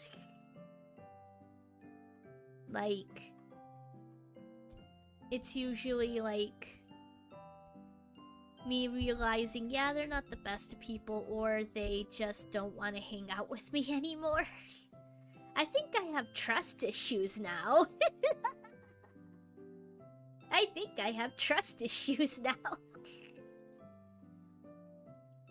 Which is unfortunate. It happens to you a certain number of times, and then it kind of like taints it a bit. How it's like, now I kind of don't wanna hang out with anyone. That's understandable. And it is something that I need to get over, because like collabing is a big part of VTubing. That's how a lot of VTubers, indie VTubers are able to get noticed, is by collabing. Collabing, networking, all that sort of stuff. But I just have such a hard time. Hey. Yeah, boy. Oh, the text kind of broke on my screen a little bit. Hold on. I can read it from here. But the olive branch is extended. If you'd ever like to try peek with others, I'm happy to play off or on streams, and we can go at your own pace. Thank you so much. I think I would be able to, cause like I have done some collab streams before with Tanner. Tanner is part of Ultra's group, so I've known him for a long time. I have been able to collab with him, and it was very nerve-wracking. Because I had those trust issue things, so like, he would ask if he wanted to game with me, collab with me and stuff, and I would be like, but then I kind of forced myself, and I am really glad that I did, because those streams have been really fun. I need to play more games with him. Tanner's really fun. And I want to play with Ultra, but she's so busy. But yeah, I would absolutely love that. I really do hope that I can, like, break out of my shell more. Because for now, yeah, the only person I've been able to game with is, like, someone who I have known for a long time now. Man, I've been watching Ultra for a very long time. I've been watching Ultra for so many years now. So yeah. But yeah, thank you so much for that. Thank you so much for that, Heavy. Cause, like, you and the Blooms, you just seem like a bunch of just really awesome people. And I know you guys do play Peak sometimes. I have seen that, how, like, you guys get together and play Peak. I have seen that before. You guys are just awesome. The Blooms are awesome. Such an amazing community. And yeah, thank you again for that.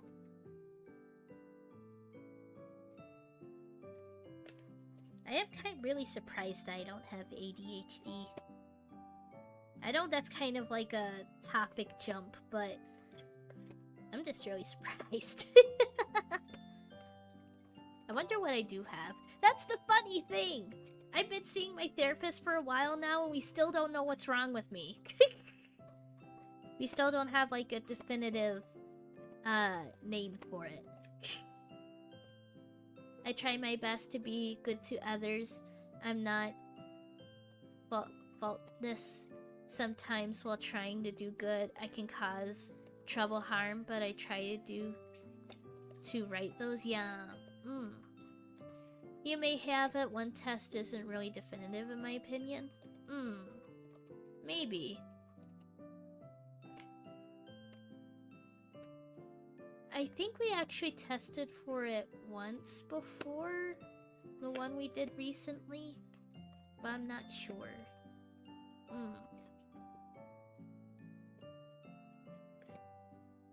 But of course, because it's like, I remember looking up like symptoms of ADHD, and some sound like things that align with me, but I do remember there being some that didn't. So I might just have something that overlaps. You know, something that's kind of similar. You also may have something like ADHD, like that. I may have. Yeah, I have thought about that too. Anxiety and ADHD are more often than not present at the same time. Yeah. Overthinking causes a lot of anxiety. Yeah. For sure. Another thing that I get is paranoia. I do get paranoia sometimes. That's always really annoying. My paranoia isn't nearly as bad as it used to be, though. It's a lot more manageable. I get paranoia sometimes.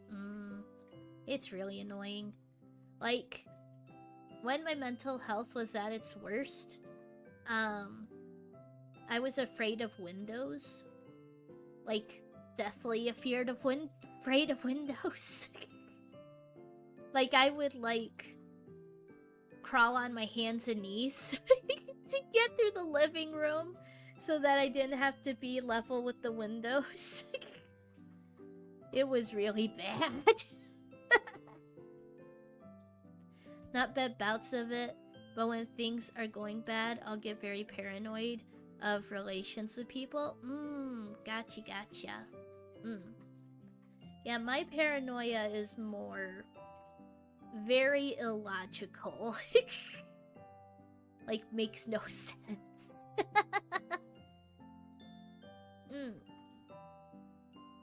Excuse me. But like I said, I don't get it nearly as bad as I used to. I'm not afraid of windows anymore. Yay! Because that was just the weirdest thing, being terrified of windows. It's like, it was like a really paranoid, irrational fear that I had. I'm really happy that I'm in a better place. I'm not in a good place. Because I need new meds for my anxiety. But I am happy that I'm further than I used to be. I do think that is important to remember when things get really bad. It's helpful to try and remember when it was worse. Because then you can tell yourself, hey, I got through that. So I can make it through this too. If I could get through that, I can get through this.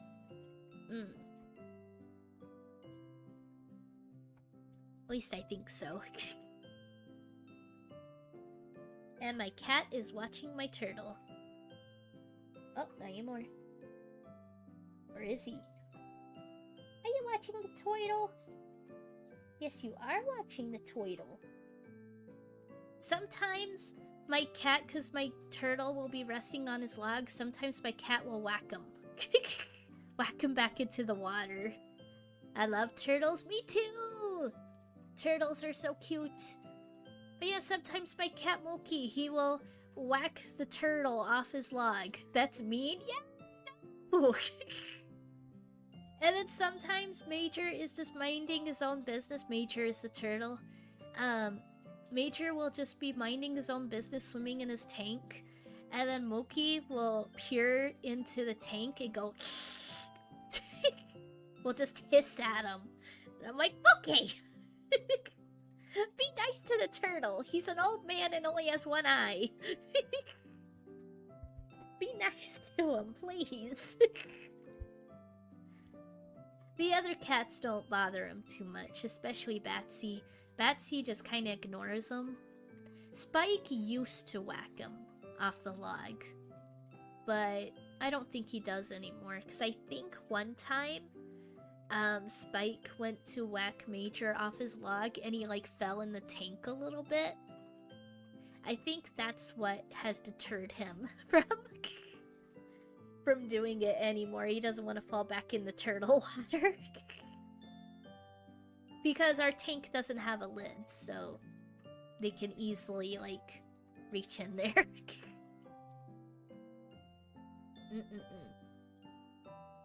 I love Major, he's so cute.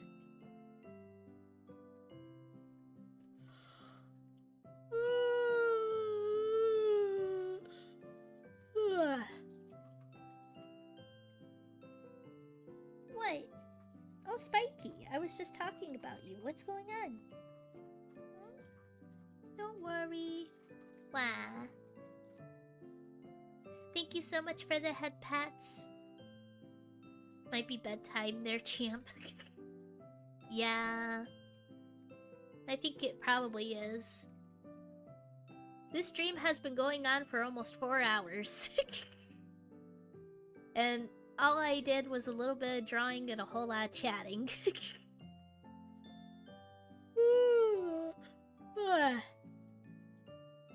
So yeah, we should probably end it here. But thank you so much, everyone! Thank you so much, everyone who is here, was here, and watches the VOD. Like, I appreciate you guys so very much. You guys are the reason why I'm still here. I have given up on streaming before, and then come back to it.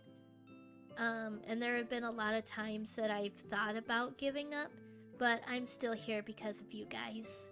And I truly appreciate all of you. Well, it's been very pleasant chatting with you, AJ. Aw, you're very sweet, and I had fun getting to hear your voice and your stories. Thank you so much! And I loved having you here, Heavy. I loved having you here too. Thank you so much for being here. It was a lot of fun chatting with you. And I hope to continue lurking in the Lulu Discord. I do love being in there. Even if I don't engage a lot. I just have fun, like, reading all your guys' chats and leaving the little emotes. Wow, that emote's so cute. But thank you so much, Chibi. Thank you so much, everybody who is here, was here, and who watches the VOD. Although I can't imagine many people watching the VOD. You don't need to. Reacting and showing that you're present makes us feel heard and seen. Thank you. Thank you so much. Thank you all so very much. I'll keep trying. I suck at VTubing, but I'll keep trying. Thank you so much again for the head pats. Thank you, thank you, thank you. You don't suck? Shush. I do suck. Shush. You're a skilled yapper? I sure hope so. Give yourself credit? No. Like the Bugs Bunny meme, how it's like, no.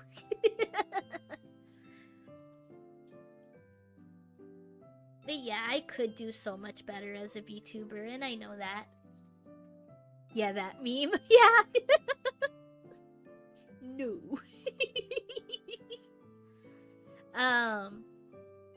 There are some Bugs Bunny quotes that I do like, oh look, an aeroplane. Or, oh, I'm dying. Elongated Bug's face going, no, yeah. That one's good.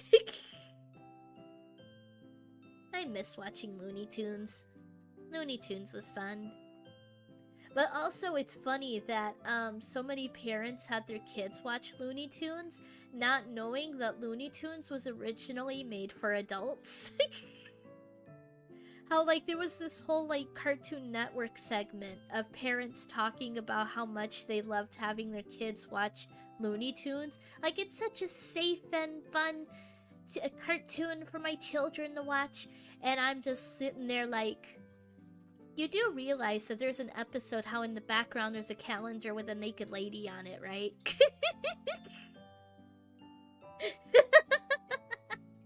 I don't remember which cartoon it was, which Looney Tunes it was, but there is a Looney Tunes episode how in the background there's a calendar with a naked lady on it.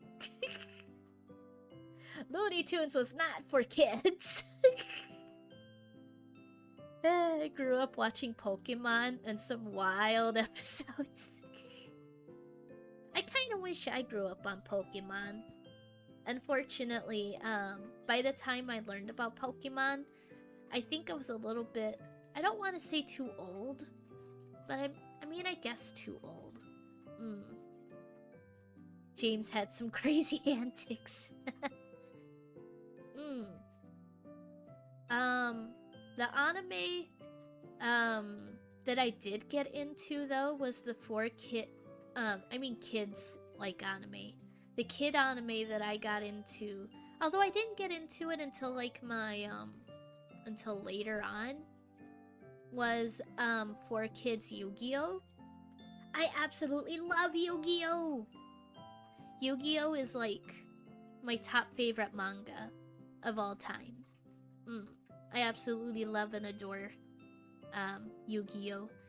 And I will forever be sad about the passing of the mangaka of Yu-Gi-Oh! That hit hard. I was so depressed. I was probably as depressed as, like, the Berserk fans were when the author of Berserk died. I was that levels of depressed. Because I just absolutely love Yu-Gi-Oh! Yu-Gi-Oh! Helped me in a lot of ways. Like, I think I've talked about before. What is a kitty? But one thing that helped a lot for me when I was having my dark days is that there's a segment how Yugi, he's like, all I have are these useless cards, like really weak monsters and stuff. And Grandpa tells him there is no weak cards. All cards have a purpose. And it was supposed to be an analogy for analogy for there are no weak people. There are no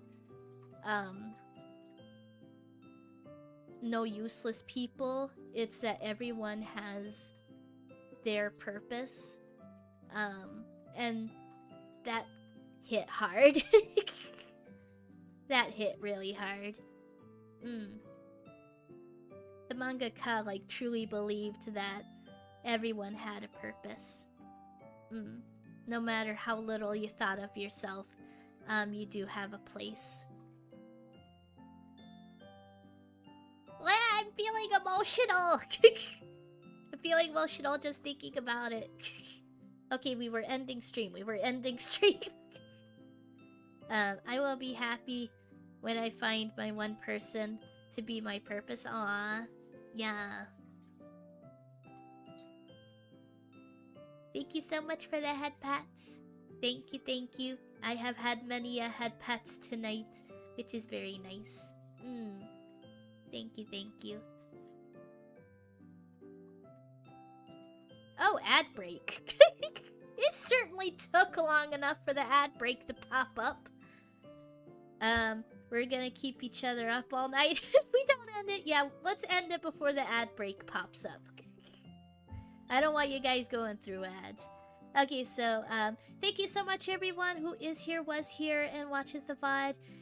Thank you so much for chatting with me. This was a lot of fun. The drawing was... I don't get ads.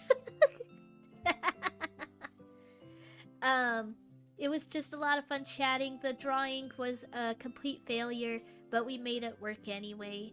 So, thank you so much everyone, and I will see you next time. Goodbye!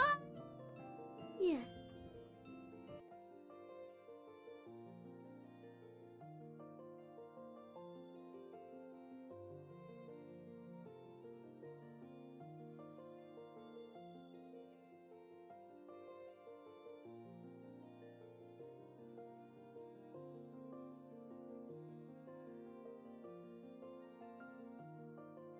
You have a good night too, Hebe. Have a good night.